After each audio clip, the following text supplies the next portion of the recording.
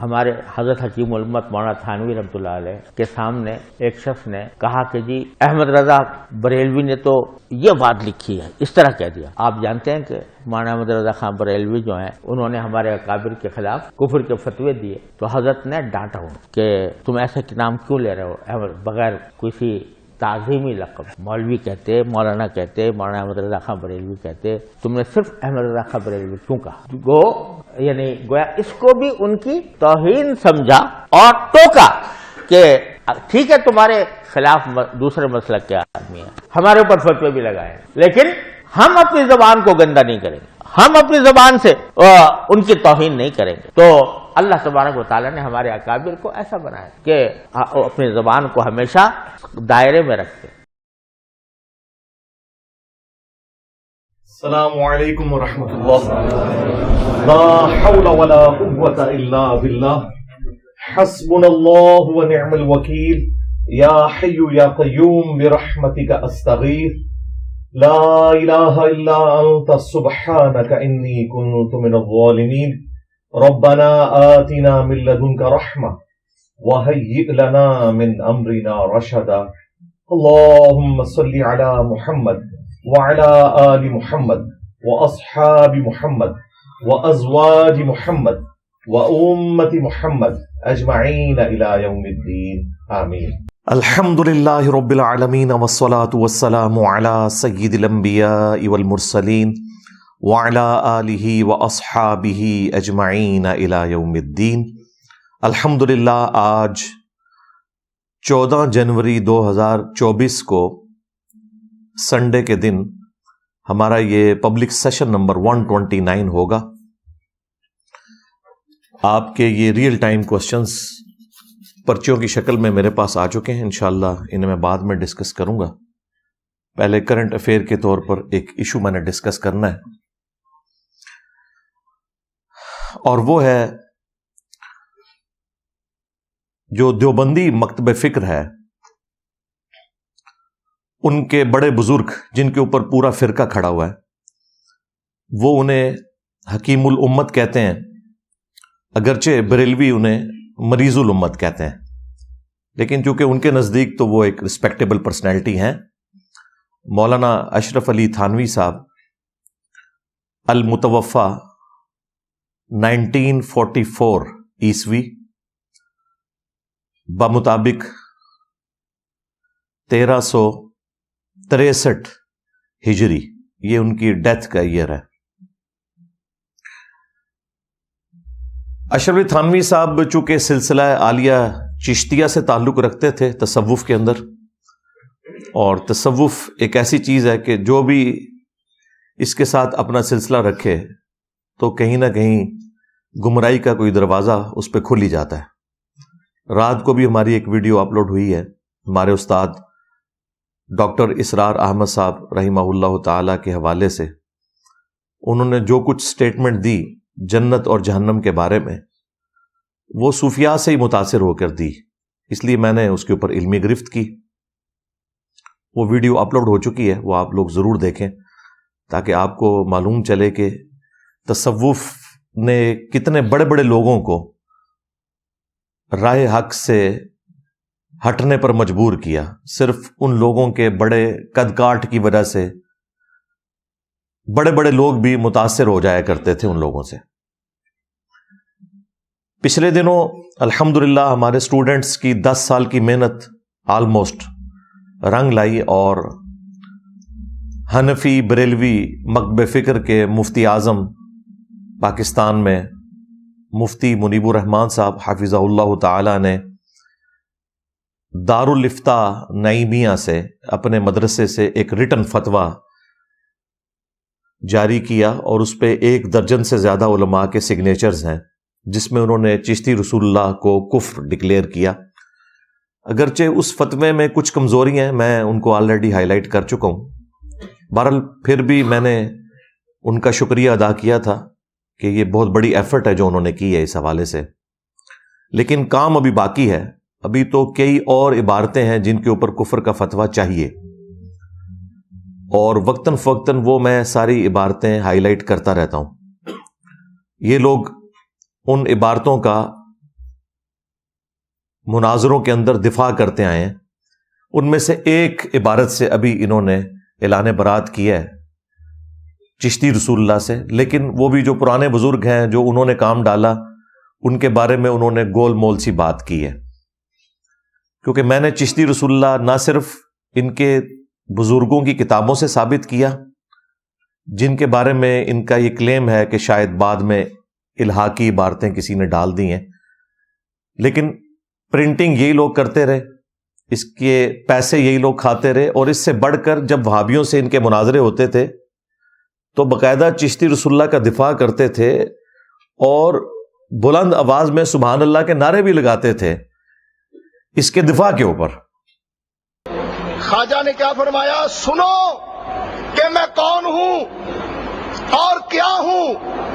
محمد الرسول اللہ صلی اللہ علیہ وسلم کے دربار کے کمینے غلاموں میں سے ایک ہوں، کمینے غلاموں میں سے ایک ہوں، کمینے غلاموں میں سے ایک ہوں.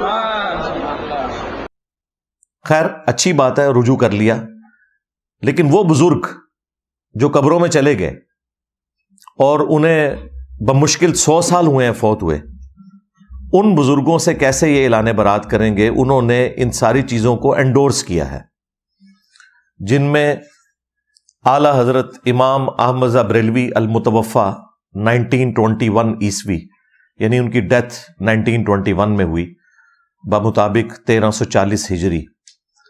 انہوں نے فتاوی رضویہ کے اندر اس کتاب کی تعریف کی، اور نہ صرف تعریف کی بلکہ کہا کہ رسول اللہ کی بارگاہ میں مقبول ہے صلی اللہ علیہ وآلہ وسلم. 7 سنابل، 7 چشتیہ کے بزرگوں کے حالات، جس میں چشتی رسول اللہ کا واقعہ موجود تھا. اگر اعلی حضرت کو پتا تھا کہ اس میں چشتی رسول اللہ لکھا ہے تو انہوں نے اتنا بڑا جرم کیا کہ رسول اللہ کی طرف ایک جھوٹ منسوب کر دیا صلی اللہ علیہ وآلہ وسلم. اور دوسرا بڑا جرم ان کا یہ کہ کفریہ عبارت سے انہوں نے جان بوجھ کر صرف نظر کیا. اور اگر نہیں پتا تھا تو ان کی بزرگی فارغ ہو گئی. یہ تو کہتے ہیں کہ یہ غوث وقت ہیں، اور وقت کا غوث جو ہے وہ پوری کائنات کو اس طریقے سے دیکھ رہا ہوتا ہے جس طرح ہتھیلی کے اوپر رکھا ہوا دانا. تو ان کی بزرگی بھی فارغ ہو گئی. اور دوسرے ان کے جو بڑے اعلی حضرت تھے وہ پیر میر علی شاہ صاحب گولڑوی، انہوں نے تحقیق الحق فی کلمت الحق کے اندر چشتی رسول اللہ کو انڈورس کیا، اور غلام احمد قادیانی دجال کو کہا کہ تم اس کی پلی نہیں لے سکتے. یعنی وہی بات ہے کہ جی ساڈا کتا کتا تے تہاڈا کتا ٹومی. یہاں انہوں نے اس محاورے کو بھی الٹا کر دیا. انہوں نے کہا ساڈا کتا ٹومی، تہاڈا کتا کتا ہی رہے گا. تو پیر میر علی شاہ صاحب تو 1937 میں فوت ہوئے ہیں. آج ہے 14 جنوری 2024، یعنی 100 سال بھی نہیں ہوئے. اور ان لوگوں کے کلمی نسخے ان کے درباروں پہ رکھی ہوئی جو لائبریری ہیں ان کے اندر موجود ہیں. کوئی یہ نہیں کہہ سکتا کہ ان کے ساتھ کسی نے الہاقی عبارتیں کر دی ہیں. لہٰذا یہ بالکل دھوکہ دے رہے ہیں کہ الہاقی عبارتیں، ایسا نہیں ہے. پرانوں نے بھی کیا تھا اور جو بعد والے ہیں انہوں نے اس کو انڈورس کیا. اب مفتی تقی عثمانی صاحب کے لیے بھی ایک امتحان ہے کہ وہ بھی مرنے سے پہلے کوئی ایک نیکی کا کام اس حوالے سے کر دیں، کیونکہ ان کا جو کاؤنٹر پارٹ ہے حنفی بریلوی فرقہ، ان کے مفتی اعظم مفتی منیب الرحمان صاحب حفظہ اللہ تعالی نے تو کچھ جرت دکھائی ہے. اب مفتی تقی عثمانی صاحب حفظہ اللہ تعالی جو دیوبندی حنفی فرقے کے اس وقت سمجھ لیں مفتی اعظم ہے انڈیا میں بھی، پاکستان میں بھی، بلکہ پلانٹ ارتھ کے اوپر، ان کو چاہیے کہ وہ بھی چشتی رسول اللہ کا دفاع جو ان کے حکیم الامت نے کیا اس سے بھی اعلان برات کریں، اور تھانوی رسول اللہ جو حکیم الامت صاحب نے انڈورس کیا اس سے بھی اعلان برات کریں.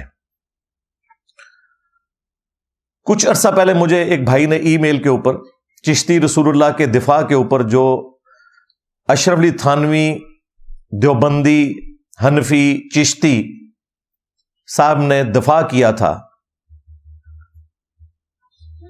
وہ دفاع جو ہے وہ ایک بک کی شکل میں انہوں نے جو کتاب لکھی تھی وہ مجھے بھیجا. پھر میں نے کنفرم کیا، پھر علماء دیوبند کو باقاعدہ میں نے وہ بک بھیجی کہ آپ کنفرم کریں. انہوں نے کہا ہاں جی یہ ہمارے بزرگوں نے کیا ہے. اور وہ پھر پریشان بھی ہو گئے کہ لو جی یہ مطلب ہے ہوں پھر اگلا لیکچر دیو گے تسی؟ میں کہا جی بالکل دیا گے, اسی تے تیار بیٹھے ہیں. ہاں سارے گاہک ساڈے کو ہی آندے نے. یعنی دیکھیں پھر بھی ان لوگوں کی جرت نہیں ہو رہی کہ یہ کہہ دیں کہ جی ہم لیکچر دینے سے پہلے اعلان برات کرتے ہیں اس کتاب سے یا ان بزرگوں سے. وہ ان کو توفیق نہیں ملنی, کیونکہ اللہ تعالیٰ نے انہیں ان کی گمراہی میں سرگرداں چھوڑ دیا ہے, سیدھی سی بات ہے. تو اشرف علی تھانوی صاحب جو ہے نا بیسیکلی یہ آپ سمجھ لیں روح ہے دیوبندی فرقے کی. سلسلہ عالیہ چشتیہ میں یہ بیعت بھی تھے. پیچھے سے سارے ایک ہی ہیں, یہ امداد اللہ مہاجر مکی, ان کو بزرگ مانتے ہیں. پیر میر علی شاہ صاحب بھی ان کو بزرگ مانتے ہیں. احمد بریلوی صاحب بھی ان کو بزرگ مانتے ہیں. دیوبندیوں کے تینوں بڑے, سب سے پہلے رشید احمد گنگوئی صاحب, اس کے بعد قاسم نانوتوی صاحب, وہی میاں والے, یہ دونوں وہ یعنی فائل اس میں گنگوئی صاحب ہیں اور مفعول جو ہیں وہ قاسم نانوتوی صاحب. اور تیسرے نمبر کے اوپر اشرف علی تھانوی صاحب. تو تھانوی صاحب جو ہیں یہ تین ان بڑوں میں آتے ہیں. بلکہ آپ کو حیرانگی ہوگی کہ تبلیغی جماعت جب بنی 1926 میں, تو تبلیغی جماعت کے جو بانی تھے الیاس کاندلوی صاحب, انہوں نے باقاعدہ بارہا یہ اناؤنسمنٹ کی کہ تعلیمات اشرف علی تھانوی صاحب کی ہوں گی, طریقہ ہمارا ہوگا تبلیغی جماعت میں, کیونکہ وہ بھی اشرف علی تھانوی صاحب سے انتہائی عقیدت رکھتے تھے. 1944 میں الیاس کاندلوی صاحب کی ڈیتھ ہوئی اور 1944 کے اندر ہی اشرف علی تھانوی صاحب کی بھی ڈیتھ ہوئی. یہ دونوں ایک ہی سال میں فوت ہوئے. لہذا تبلیغی جماعت والے جو ہمارے بھائی ہیں بڑے مخلص ہیں, ان کے سامنے بھی ہم یہ ہائی لائٹ کر رہے ہیں, کیونکہ فضائل اعمال کے اندر بھی جگہ جگہ شیخ زکریا کاندلوی صاحب نے تھانوی صاحب کے حوالے دیے ہیں اور باقاعدہ چشتیہ کو ڈسکس کیا ہے, کیونکہ وہ بھی چشتی تھے. اور ان کے جو پیر صاحب خلیل احمد سہارنپوری وہ بھی چشتی تھے, اور یہی سہارنپوری صاحب ہیں خلیل احمد جنہوں نے المحند علی المفند لکھی ہے, یعنی عقائد علماء دیوبند. یعنی جو المحند علی المفند ہے یہ چشتیہ کے ایک بزرگوں میں سے ایک بزرگ نے لکھی, جو کہ چشتیہ میں دیوبندی چشتی ہیں. اور اس کتاب کے اوپر سگنیچر کیے ہوئے ہیں اشرف علی تھانوی صاحب نے. اور جب انہوں نے سگنیچر کیے ہیں تو اپنے نام کے ساتھ لکھا ہے اشرف علی تھانوی حنفی چشتی, دیوبندی نہیں لکھا, چونکہ وہ دیوبند کے امام ہیں نا, تو وہ خود تو اپنے آپ کو دیوبندی نہیں کہہ سکتے تھے. تو ان کی نسبت سے ایک دیوبند کا سلسلہ چلا آگے. تو باقاعدہ انہوں نے لکھا ہے حنفی چشتی اپنے نام کے ساتھ. پھر المحند علی المفند کے سٹارٹ میں جب علماء عرب نے 26 کوسچنز بھیجے دیوبندیوں کو کہ بھئی ہند سے جو اعلیٰ حضرت کا فتویٰ آیا ہے تم لوگوں پر, حسام الحرمین انہوں نے لکھی ہے, تو ہمیں خدشہ ہے کہ تم لوگ بھی وہابی ہو. اس زمانے میں صوفیوں کی حکومت تھی سعودیہ پر, یہ 1926 سے پہلے کی بات ہے. 1905 میں لکھی گئی حسام الحرمین, جس میں کفر کے فتوے لگائے اعلیٰ حضرت نے علماء دیوبند کے اوپر اور غلام احمد قادیانی دجال کے اوپر بھی. تو 1906 میں علماء عرب کی طرف سے دیوبند میں عربی میں 26 کوسچنز آئے کہ آپ ہمیں یہ بتائیں کہ آپ وہابی تو نہیں ہیں, اور ایک ایک چیز کو کلیئر کریں. تو المحند علی المفند, ہند کی تلوار ایک پاگل سٹھیائے ہوئے بابے کے اوپر, یعنی احمد بریلوی کے اوپر, کیونکہ انہوں نے اپنی کتاب کا نام رکھا تھا حسام الحرمین, حرمین کی تلوار. تو تلوار کا مقابلہ ظاہر ہے تلوار سے ہوگا.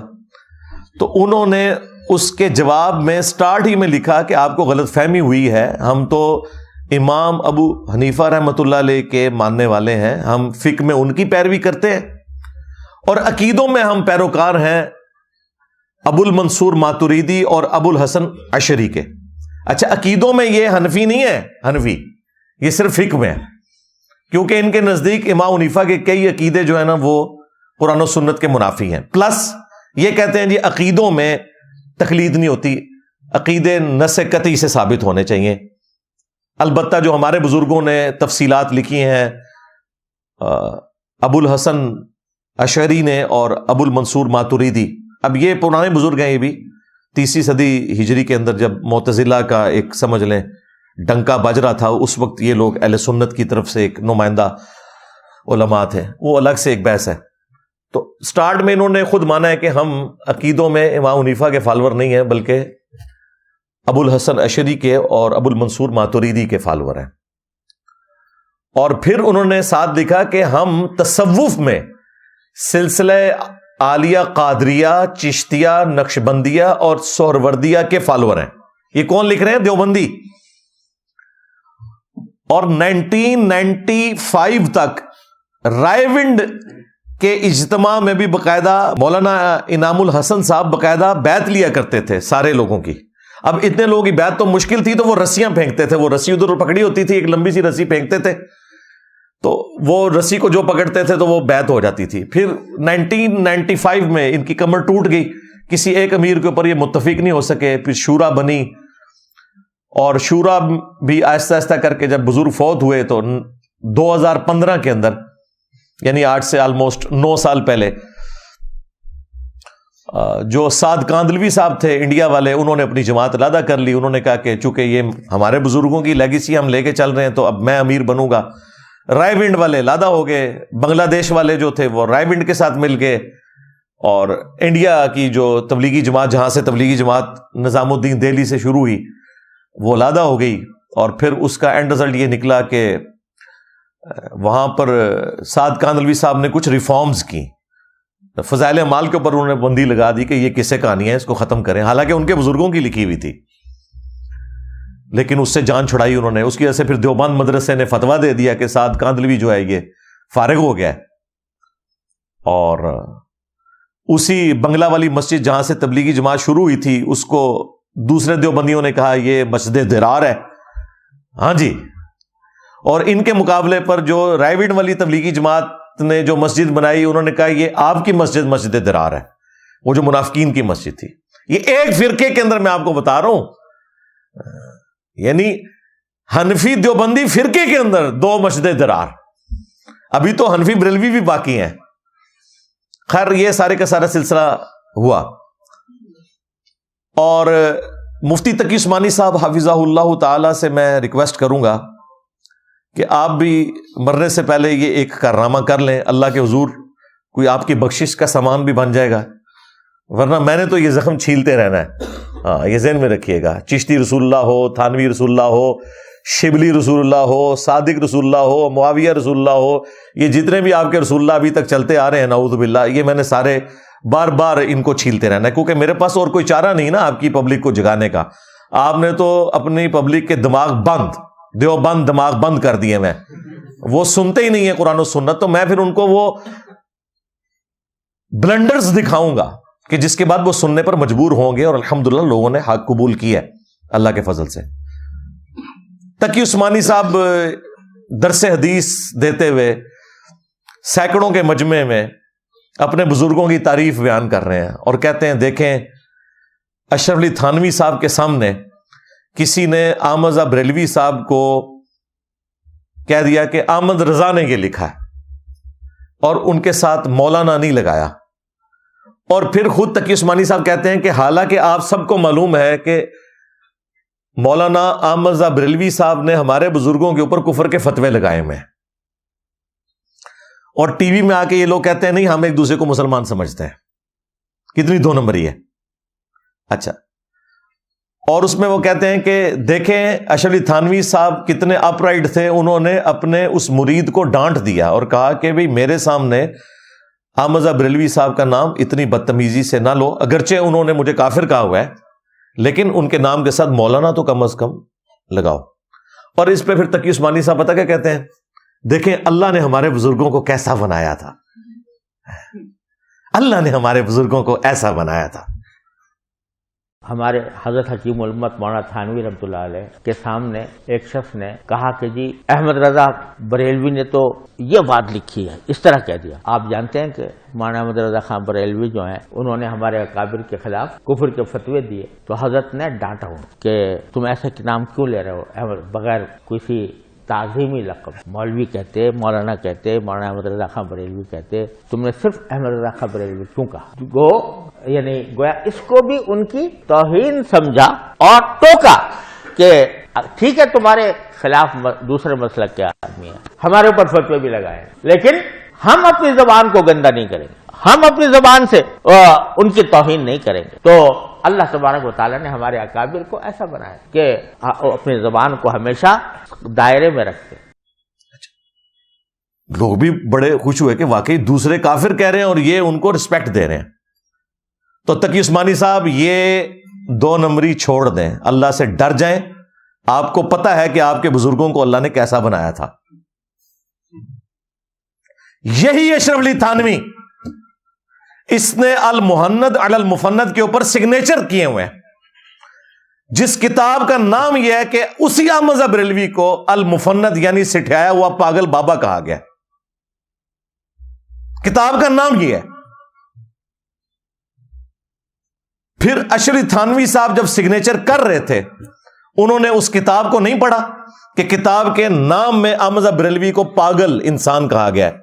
نمبر 2,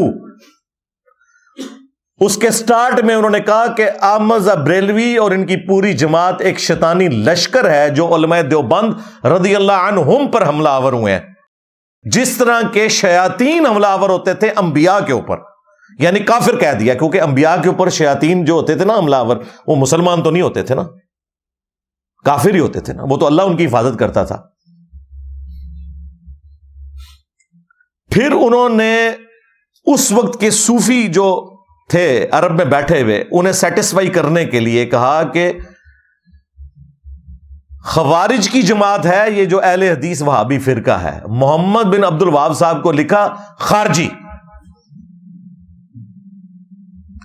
جب تم اہل حدیث کو خارجی کہو, تم احمد رضا بریلوی کو وہ شیطانی لشکر کہو کہ جس طریقے کے شیاطین حملہ آور ہوتے تھے انبیاء کے اوپر, اس کے بعد تم یہ دعویٰ کرو کہ اللہ نے ہمارے بزرگان دین کو ایسا بنایا تھا, اللہ نے ہمارے کافرین کو ایسا بنایا تھا. اللہ نے تمہارے کافرین کو ایسا نہیں بنایا تھا, اللہ نے تو ٹھیک بنایا تھا. وہ خود جو ہے نا وہ پھر پستی میں گر گئے. وہ اپنے مخالفین کو المفند کہتے تھے, وہ اپنے مخالفین کو شیطانی لشکر کہتے تھے. ہاں, وہ اپنے مخالفین کو خوارج کی جماعت کہتے تھے. یہ سگنیچر کیے ہوئے ہیں اشرف علی تھانوی صاحب نے اس کتاب کے اوپر. اور صرف تھانوی صاحب نے نہیں ہے, کم از کم 3 درجن علماء کے سائن ہیں اس پہ. بلکہ بعد میں بھی جتنے یہ ان کے علماء دیوبند آتے ہیں نا بڑے بڑے, وہ بھی ساتھ بیچ میں اپنا لچ فرائی کرتے ہیں کہ ہاں جی ہم بھی اسے انڈورس کرتے ہیں, ہم بھی انڈورس کرتے ہیں. ٹھیک ہے, اور یہ بڑی نیکی کی ہے انہوں نے امت کے ساتھ. اگر میں کہتا نا یہ ان کے عقیدے ہیں تو انہوں نے ماننا نہیں تھا. انہوں نے خود چھاپی کتاب, اور دیکھیں کتنی نیکی کی. کتاب کا نام تھا المحند علی المفند, بریکٹ میں خود لکھ دیا یعنی عقائد علماء دیوبند اہل سنت, یعنی اہل سنت دیوبند والے. اہل سنت اس ٹائم کوتر زون ہے نا, اہل حدیث بھی ان کہہ رہے ہیں ہم اہل سنت ہیں, علماء عرب کہتے ہیں ہم اہل سنت ہیں, بریلوی کہتے ہیں یہ سارے فراڈی ہیں, اہل سنت ہم ہیں. حالانکہ اہل سنت وہ ہیں جو اہل سنت کی کتابوں کو ماننے والے ہیں. خیر, یہ اشرف علی تھانوی صاحب جب سگنیچر کرتے ہیں تو اپنے ساتھ لکھتے ہیں حنفی چشتی. یہ میں نے سب کچھ اس لیے بتایا تاکہ آپ کو پتا چل جائے کہ یہ بھی تصوف کے ماننے والے ہیں اور اپنے آپ کو چشتی کہتے تھے. اب چونکہ یہ چشتی تھے تو لہذا چشتیہ نے جو جو گند پھیلایا اس کے دفاع کی ذمہ داری صرف بریلویوں کے بزرگوں کی تو نہیں تھی, دیوبندیوں کے بزرگوں کی بھی تھی. جس طرح یہ دونوں اپنے آپ کو حنفی کہتے ہیں لیکن ایک دوسرے کو حنفی ماننے کے لیے تیار نہیں ہے, اس طرح یہ کہتے ہیں اصل تصوف پہ ہم چل رہے ہیں, دیوبندی کہتے ہیں, جبکہ بریلوی کہتے ہیں نہیں تم تو فراڈی ہو, اصل تصوف پہ ہم چل رہے ہیں. تو اشرف تھانوی صاحب نے ایک کتاب لکھی, اس کا نام انہوں نے دیکھیں کیا رکھا ہے, السنت الجلیہ فی الچشتیۃ العلیہ. یہ لالا بات ہے کہ عربی میں چے ہوتی نہیں ہے, لیکن ان کی مجبوری تھی, اب چشتی کی چے کو چے ہی رکھنا تھا نا, تو ویسے اس کو بدل لیتے ہیں. جس طرح یہ عبد القادر گیلانی تھے نا، تو وہ گاف تو عربی میں نہیں ہوتی، تو اس کو جیلانی بنا دیا انہوں نے، گاف کو جیم بنا دیا. تو یہاں بھی جشتیہ تو ہو سکتا تھا کسی طریقے سے. خیر، کتاب کا نام رکھا ہے السنت الجلیہ فی الچشتیۃ العلیہ، یعنی یہ وہ روشن راستہ ہے جو چشتیہ کے اعلیٰ ترین سلسلے کا ہے. یہ کتاب کا نام ہے. اور اس کتاب میں کیا انہوں نے کیا ہے، انہوں نے کہا کہ جب ان پر اعتراض ہوا کہ اس میں تو چشتی رسول اللہ والا واقعہ ہے، تو انہوں نے وہ اس واقعے کا بھی دفاع کیا، اور بھی کافی صوفیاء کی کہانیاں اس میں لکھی ہوئی ہیں، وہ اس کے اوپر نہ دفاع کرتے ہیں. ہمارے لیے خیر یہ اہم ہے کہ ہم یہ بتائیں کہ انہوں نے یہ دفاع کیسے کیا اور پھر اس کی انجینئرنگ کریں. ہاں، لیکن انجینئرنگ سے پہلے ایک دفعہ ذرا دروشی پڑھ لیں. اللہم صلی علی محمد وعلی آل محمد واصحاب محمد وازواج محمد وامت محمد اجمعین الی یوم الدین آمین.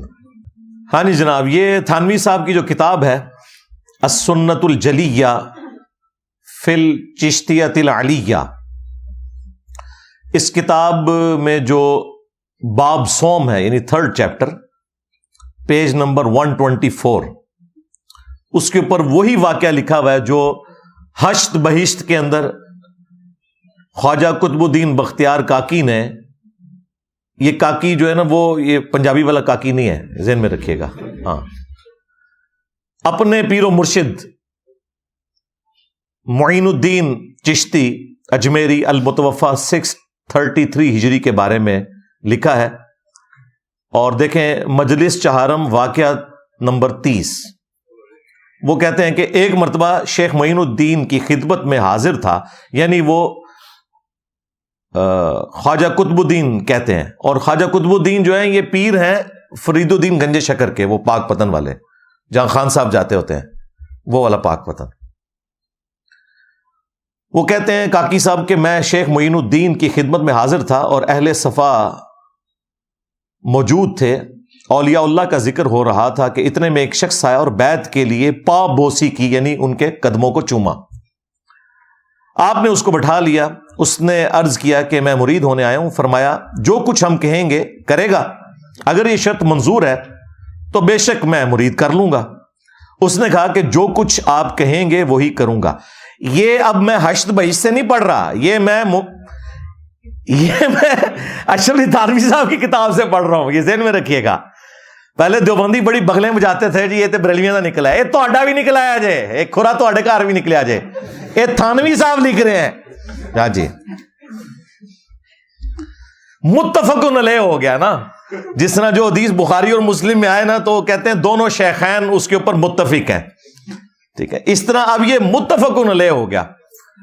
ہشت بہشت ہو، سبا سنابل ہو، یا یہ تھانوی صاحب کی کتاب السنت الجلیہ، جو کچھ ہم کہیں گے کرے گا، اگر یہ شرط منظور ہے تو بے شک میں مرید کر لوں گا. اس نے کہا جو کچھ آپ کہیں گے وہی کروں گا. آپ نے فرمایا کہ تو کلمہ کس طرح پڑھتا ہے؟ لا الہ الا اللہ محمد رسول اللہ. ایک بار ذرا اس طرح پڑھ، لا الہ الا اللہ چشتی رسول اللہ، نعوذ باللہ. چونکہ راسخ العقیدہ تھا اس نے فوراً پڑھ دیا.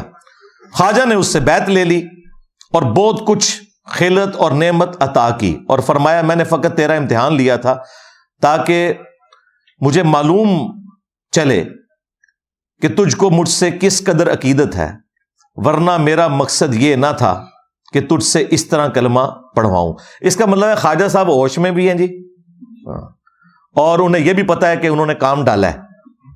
آپ کو تو یہ بتاتے ہیں کہ یہاں کوئی جھوٹی موٹی بھی لکھ کے قادیانی جرمنی چلا جائے تو وہ کافر ہو جائے گا. یہاں سچی مچی بھی کروائے تو وہ کوئی مسئلہ نہیں ہے. اس واقعے کے اوپر جو اشکالات ہیں اس کے پھر تھانوی صاحب نے جواب دیے، اور جو جواب دیے انہوں نے، آپ کے کانوں سے دھواں نکلے گا کہ یہ اپنے بزرگوں کو بچانے کے لیے کس لیول کے اوپر گر سکتے ہیں. ورنہ میرا مقصود یہ نہ تھا کہ تجھ سے اس طرح کلمہ پڑھواؤں. میں کہ کون اور میں کیا چیز، ایک ادنا بندگانے اور غلامان محمد رسول اللہ ہوں صلی اللہ علیہ وآلہ وسلم. حکم وہی ہے جو اول سے کہتا ہے کہ لا الہ الا اللہ محمد رسول اللہ. اس بات سے تیری صدق عقیدت معلوم ہو گئی کہ تو بڑا پکا مجھ سے عقیدت رکھنے والا ہے، اب تو میرا مرید صادق ہوا۔ مرید کو ایسا ہی چاہیے کہ اپنے پیر کی خدمت میں صادق اور راسخ ہو۔ یہاں پہ جناب واقعہ ختم ہوا۔ اس کے بعد جو اس واقعے کے اوپر اعتراضات ہیں نا، اس کے جوابات دے رہے ہیں تھانوی صاحب۔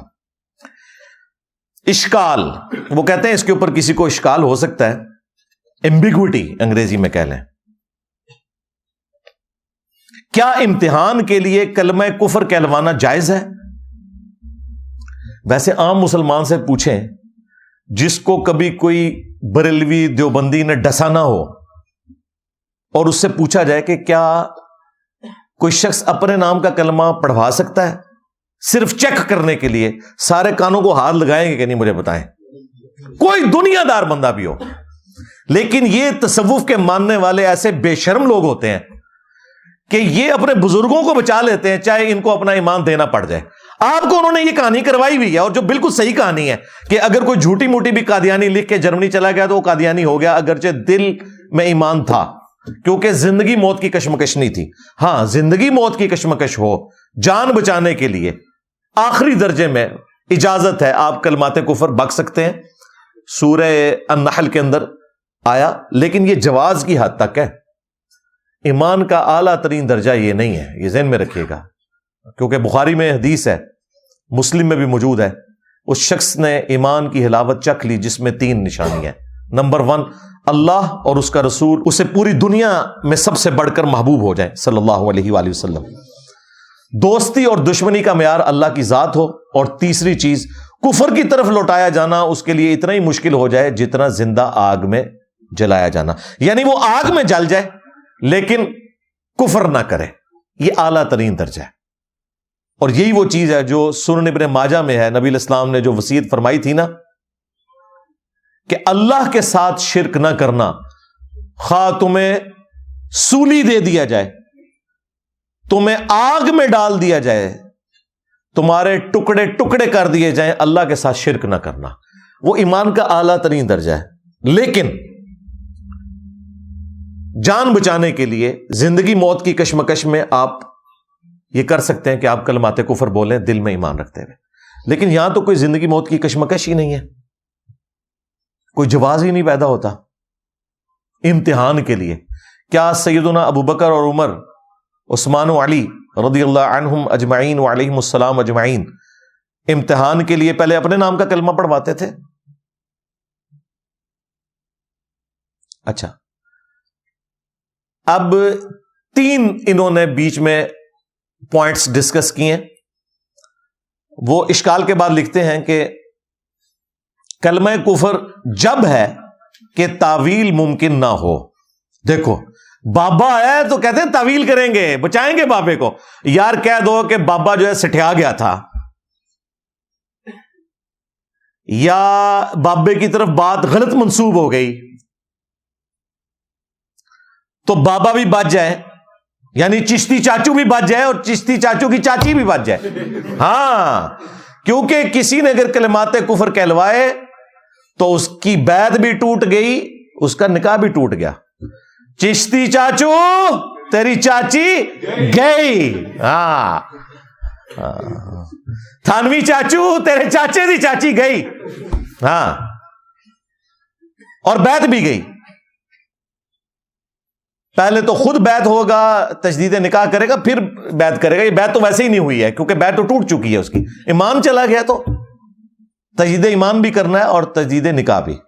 وہ کہتے ہیں اگر تعویل ممکن نہ ہو پھر کلمات کفر ہوتے ہیں۔ اب آپ سنیں تعویل کیا ہے، کدھر دماغ گیا ہے۔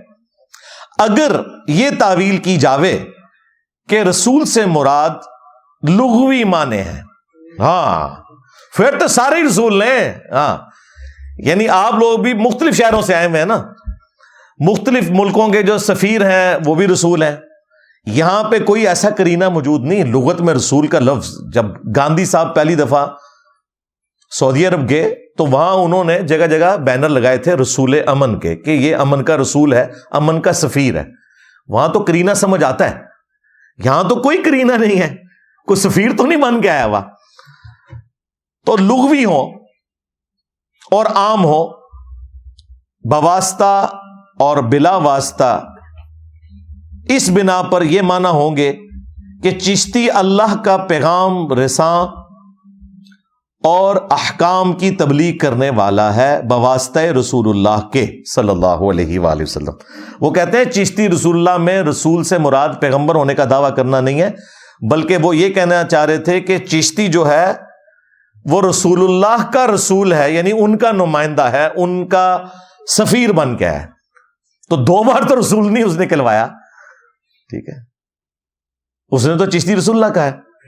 اچھا، کہتے ہیں کہ جیسا کہ مشکات شریف میں آیا ہے، مشکات شریف میں یہ حدیث واقعی موجود ہے، لیکن وہ اس طرح نہیں ہے حدیث جس طرح یہ بیان کر رہے ہیں، کہ ایک انصاری صحابی ہیں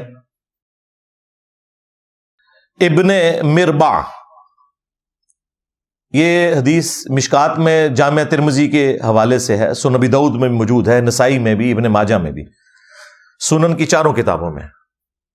تو وہ میدان عرفات کے اندر کچھ اصحاب کے پاس آئے جو کہ میدان عرفات میں نبی صلی اللہ علیہ وآلہ وسلم سے بہت دور انہوں نے خیمہ لگایا ہوا تھا. ظاہر ہے تعداد کافی زیادہ تھی، 1 لاکھ سے زیادہ تھے، تو سارے لوگ تو حضور کے قریب نہیں ہو سکتے تھے. تو بعض لوگوں کو یہ وہم ہو گیا کہ شاید ہم لوگ جو ہیں وہ نبی علیہ السلام سے چونکہ دور ہیں تو پتہ نہیں ہمارا حج ہوگا کہ نہیں، امام کے بالکل قریب ہونا چاہیے. تو نبی علیہ السلام نے ان کا وہم نکالنے کے لیے ابن مربع کو بھیجا کہ آپ وہاں جا کے اناؤنسمنٹ کریں کہ یہ جگہ بھی عرفات کے اندر داخل ہے، آپ کو ٹینشن لینے کی ضرورت نہیں ہے. جتنے لوگ بھی یہاں پہ موجود ہیں، جتنے بھی اس جگہ کے قریب لوگ ہیں، وہ سب کے سب میدان عرفات میں ہی شمار کیے جائیں گے. تو اس میں الفاظ ہیں انی رسول اللہ علیکم، میں رسول اللہ کی طرف سے تمہارے پاس پیغام لے کر آیا ہوں. تو اس میں 2 دفعہ رسول کا لفظ موجود ہے، ایک دفعہ لغت کے معنوں میں اور ایک دفعہ نبی علیہ السلام کے حوالے سے، کہ نبی علیہ السلام نے مجھے اپنا نمائندہ بنا کے تمہارے پاس بھیجا ہے تاکہ انہیں یہ یقین آ جائے کہ وہ اپنی طرف سے نہیں بات کر رہا، نبی علیہ السلام نے بھیجا ہے. تو اس بات کو اس نے دلیل بنایا تھانوی صاحب نے. انہوں نے کہا کہ انہوں نے بھی تو کہا تھا انی رسول اللہ علیکم. تو تھانوی صاحب کہتے ہیں کہ یہ جو چشتی رسول اللہ ہے اس نے بھی یہی بات کی ہے. تو ہم یہ پوچھیں گے تھانوی صاحب، نبی علیہ السلام کی تو وفات ہوئی ہے 11 ہجری میں، اور معین الدین چشتی جو ہیں وہ 600 سال بعد آ رہے ہیں. ان کے پاس کون سا نبی علیہ السلام کا ڈائریکٹ پیغام تھا جو وہ لے کر آئے؟ بیچ میں وہ بتائیں نا. تو جتنے 100 سال کے بندے ہیں ساروں کے ساتھ رسول لگائیں. کیا نبی علیہ السلام کی وفات کے بعد کسی شخص نے یہ کلیم کیا کہ میں رسول اللہ کی طرف سے رسول بن کے آیا ہوں؟ نہیں. خلیفۃ الرسول کہا. یہ تھانوی صاحب ہوتے نا تو یہ بھی مت دیتے خلفائے راشدین کو کہ خلیفۃ الرسول نہ کو اپنے آپ کو، بلکہ کہو ہم رسول اللہ کے رسول ہیں. بھئی رسول اللہ کے رسول تو تب ہوتے جب نبی علیہ السلام اپنی زندگی میں کسی کی ڈیوٹی لگائیں کہ بھئی یہ پیغام لے کے چلے جاؤ. جب نبی علیہ السلام دنیا سے چلے گئے اس کے بعد کتاب و سنت کی تعلیمات ہیں، اس میں کوئی شخص یہ کلیم نہیں کر سکتا کہ میں رسول اللہ کا رسول ہوں. ہاں یہ کہہ سکتا ہے میں نبی علیہ السلام کی تعلیمات لے کے چل رہا ہوں، یا فوراً سکسیسر بنے حضرت ابوبکر صدیق، انہوں نے ٹرم یوز کی اپنے لیے خلیفۃ الرسول اللہ صلی اللہ علیہ وآلہ وسلم. کیوں؟ کہ وہ نبی علیہ السلام کی مسند پر صحابہ کرام کے اجماع سے بیٹھے تھے. اس کے بعد 2 دفعہ خلیفہ کا لفظ لگایا جاتا تھا حضرت عمر کے ساتھ، خلیفہ اور پھر خلیفۃ الرسول اللہ، یعنی رسول اللہ کے خلیفہ. تو پھر اصحاب نے مشورہ کیا کہ یہ تو اس طریقے سے تو خلیفہ لگاتے چلے جائیں گے، تو بہتر ہے کہ ہم آپ کو امیر المومنین کہیں. تو سیدنا عمر کے دور میں امیر المومنین کی ٹرم ڈیوائز کی گئی. یہ جو تھانوی صاحب والی ٹرم ہے نا، رسول اللہ علیکم، اس کی بنیاد سے کسی نے یہ چیزیں نہیں نکالی ہوئی تھی، لہذا یہ بالکل ان کی باطل تعویل ہے. پھر وہ کہتے ہیں کہ اسی طرح کی ایک مثال جو ہے سورہ یاسین میں بھی موجود ہے. حضرت عیسیٰ علیہ السلام نے بھی 2 رسول بھیجے تھے دعوت و تبلیغ کے لیے. یقیناً جب عیسیٰ علیہ السلام دنیا میں موجود تھے انہوں نے بھیجے، بالکل ٹھیک ہے، وہاں لغت کے معنوں میں آپ لیں، ہم کوئی نہیں، لیکن یہ تو بالکل اس کے ساتھ کوئی قرینہ نہیں بنتا. اور پھر انہوں نے کہا کہ امام حنیفہ اور امام ابو یوسف کے نزدیک بھی اس طرح کی چیزوں کی تعویل ممکن ہے کہ جب کوئی شخص اس طرح کی دوہری بات کر رہا ہو. بھئی تعویل کوئی ممکن نہیں ہے، اس طرح کی بات کی نہیں ہے ممکن، یہاں کوئی قرینہ ہی نہیں ہے. پھر وہ دوسرا اشکال جو ہے نا وہ کہتے ہیں کہ البتہ یہ سوال باقی رہا کہ یہ جو اس نے چشتی رسول اللہ جو کلمہ پڑھوایا ہے اس کا استعمال جائز نہیں، یعنی یہ طریقہ اڈاپٹ کرنا جائز نہیں ہے. اس کا جواب یہ ہے کہ مجلس خاص تھی اور مخاطب اور دیگر سامعین خوش فہم تھے، اس لیے عقیدے کے خراب ہونے کی کوئی نوبت آ نہیں سکتی. وہ کہتے ہیں وہاں جتنے لوگ تھے نا پڑھے لکھے تھے، انہیں پتہ تھا کہ جب چشتی صاحب یہ کہہ رہے ہیں نا تو اس کا مطلب ہم نے وہ والا رسول نہیں لینا. اگر وہاں کے لیے تھا تو کتاباں کو چھاپیاں جے، پھر اگر صرف اس مجلس کے لیے تھا تو اس مجلس کو نشر کرنے کی پوری دنیا میں کیا ضرورت تھی؟ جو تم چاہ رہے تھے کہ پبلک کو نہ پتا چلے، صرف خاص لوگوں کو پتا چلے، اور خاص لوگ جو ہے وہ چشتی رسول سے مراد وہ والا رسول نہیں لیں گے، تو پھر یہ تم نے ساری چیزیں لکھی، پرنٹ کی، پبلک میں بانٹی، الٹا بزرگیاں ویل کی، اس کی بنیاد کے اوپر مناظرے کیے تم لوگوں نے. تو یہ بات بھی تمہاری بالکل باطل ہے. اگر یہ خاص لوگوں کے لیے ہوتا تو وہیں رہنا چاہیے تھا. وہ خاص لوگوں کا کام نہیں تھا کہ یہ گند جو اندر گھولا تھا یہ پبلک میں بھی عام کرتے اور پرنٹ کر کے بتاتے جی ہمارے بزرگوں کے. اور یہ اصل میں ان کے اوپر جب برا وقت آیا تو یہ اس قسم کی تعویلات کر رہے ہیں. ادروائز یہ لوگ ان ساری چیزوں کو تصوف کے نام کے اوپر صحیح مانتے ہیں. خیر یہ بالکل ان کی یہ بات بالکل غلط ہے. وہ کہتے ہیں عقیدے کا فساد نہیں ہوگا کیونکہ وہاں سارے سمجھدار لوگ بیٹھے ہیں. وہ اللہ دے بندے تو آڈے مفتی نے انہوں کا علمی لیول بھی سانو پتا چل گیا ہے. انہوں کو بیٹھنے والے تو اس تو بڑے بٹ ہون گے. ہاں علمی لیول انہوں کا. تیسری بات وہ کہتے ہیں رہی یہ بات کہ آخر مصلحت ہی کیا تھی. وہ کہتے ہیں کہ کوئی یہ بھی پوچھ سکتا ہے کہ یار کوئی بندے نے پترا والا طریقہ نہیں لبیا، مطلب طریقہ تو کوئی اور بھی ہو سکتا تھا. تو یہ سوال تو واقعی یہ سوال تو ہے. اب آپ سنیں کہ اس کا جواب وہ کیا دے رہے ہیں. وہ کہتے ہیں کہ جواب ظاہر ہے کہ مصلحت امتحان کی تھی، اس طرح کہ اگر یہ راسخ العقیدہ ہے تو مجھ کو مخالف شریعت کا نہ سمجھے گا، کوئی نہ کوئی تعویل کرے گا ورنہ بھاگ جائے گا. وہ کہتے ہیں یہ تو چیک کیا ہے کہ بھی مستقبل میں بھی اگر میں نے کوئی غلط کام کیے تو یہ ان کی تعویل کرے گا، یعنی میری بزرگی مسلمہ مانے گا. یعنی کل کو میں نے کوئی چاچی بگا لی شاگردنی تو یہ کہے گا نہیں نہیں بگائی نہیں ہے، نکاح ہی کیا ہے نا جی، نیکی کا کام ہے نا. اور خود تھانوی نے بھی یہ کیا تھا. ہاں اس نے بھی کسی کم سن لڑکی سے شادی کرنی تھی نا تو اس کے مرید سے اس نے ایک خواب گھڑوایا، یا چلے اس کو شیطان نے دکھایا خواب کہ جی حضرت میں دیکھتا ہوں کہ سیدہ عائشہ سلام اللہ علیہ آپ کے گھر تشریف لائی ہیں. تو اشری تھانوی صاحب کہتے ہیں اس خواب کے اندر مجھے لگا ہے کہ اشارہ ہے کہ کوئی کم سن لڑکی میرے ہاتھ لگے گی.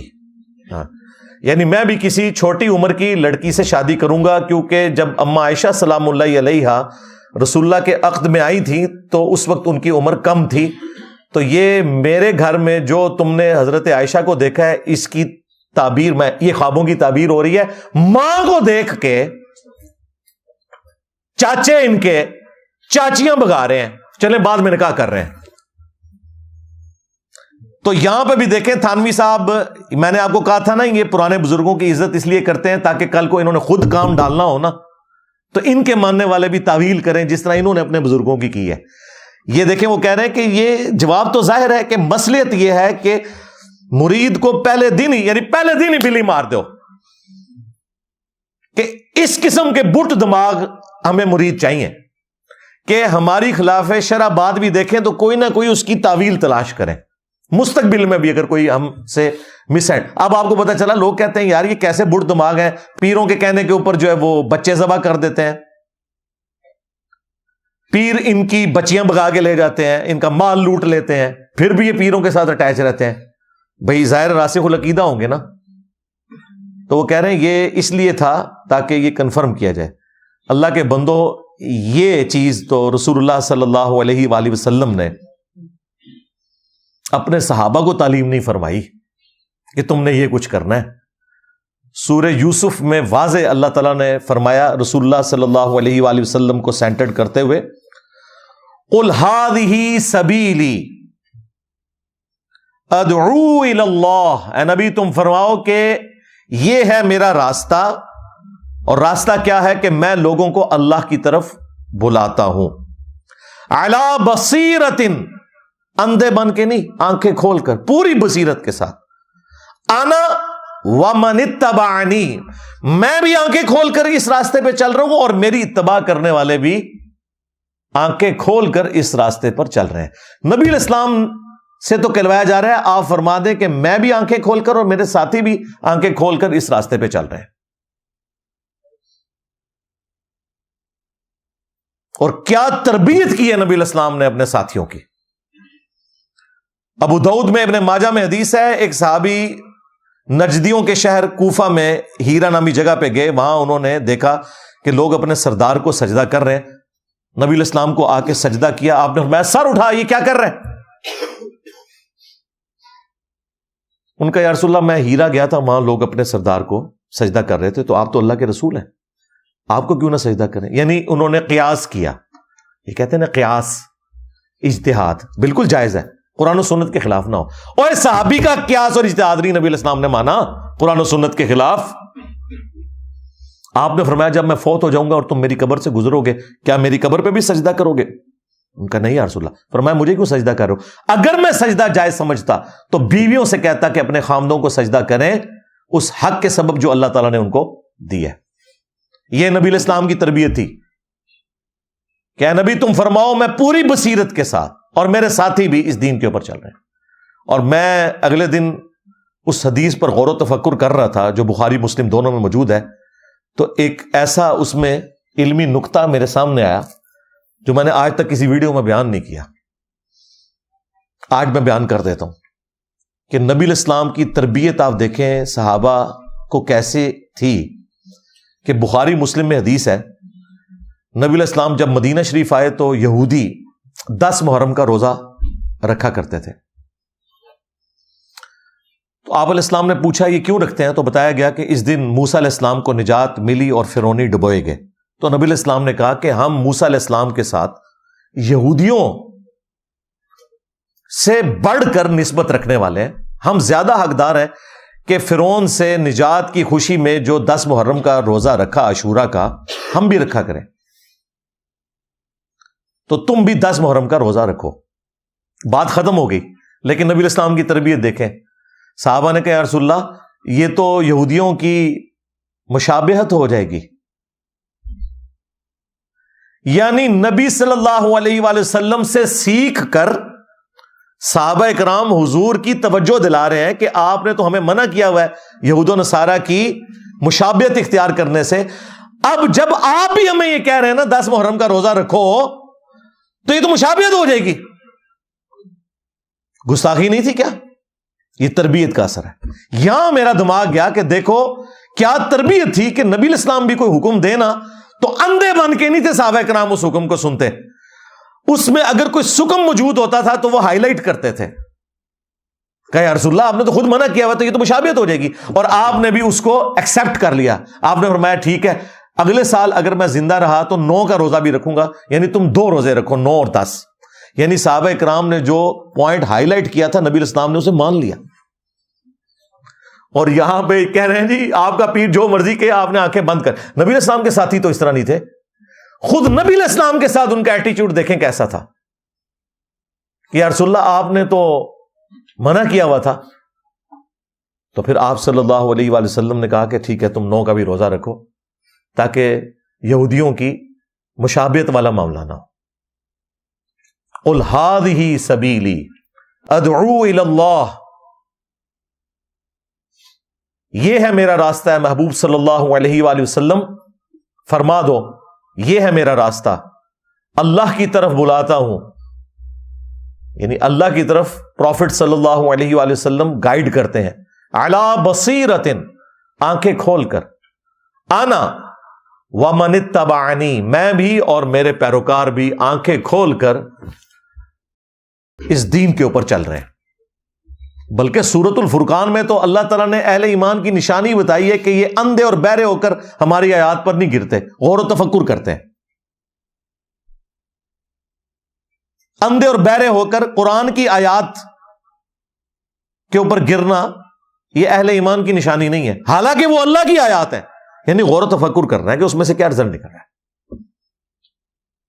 اور یہ آپ کو یہ کہہ رہے ہیں کہ جی وہ مصلحت یہ تھی کہ تاکہ کنفرم ہو جائے کہ جو پیر ہے نا وہ آندہ بھی کوئی کام ڈالے تو آپ نے اس کی تعویل کرنی ہے. اور یہ دیکھیں پکے ہیں آج تک، آپ ان کو جو مرضی گند دکھائیں کوئی نہ کوئی یہ حل نکالتے ہیں. لیکن اللہ نے انہی لوگوں میں ہزاروں نہیں، اب تو میں کہہ سکتا ہوں لاکھوں لوگوں کو ہدایت دی ہے انہی میں سے ہی.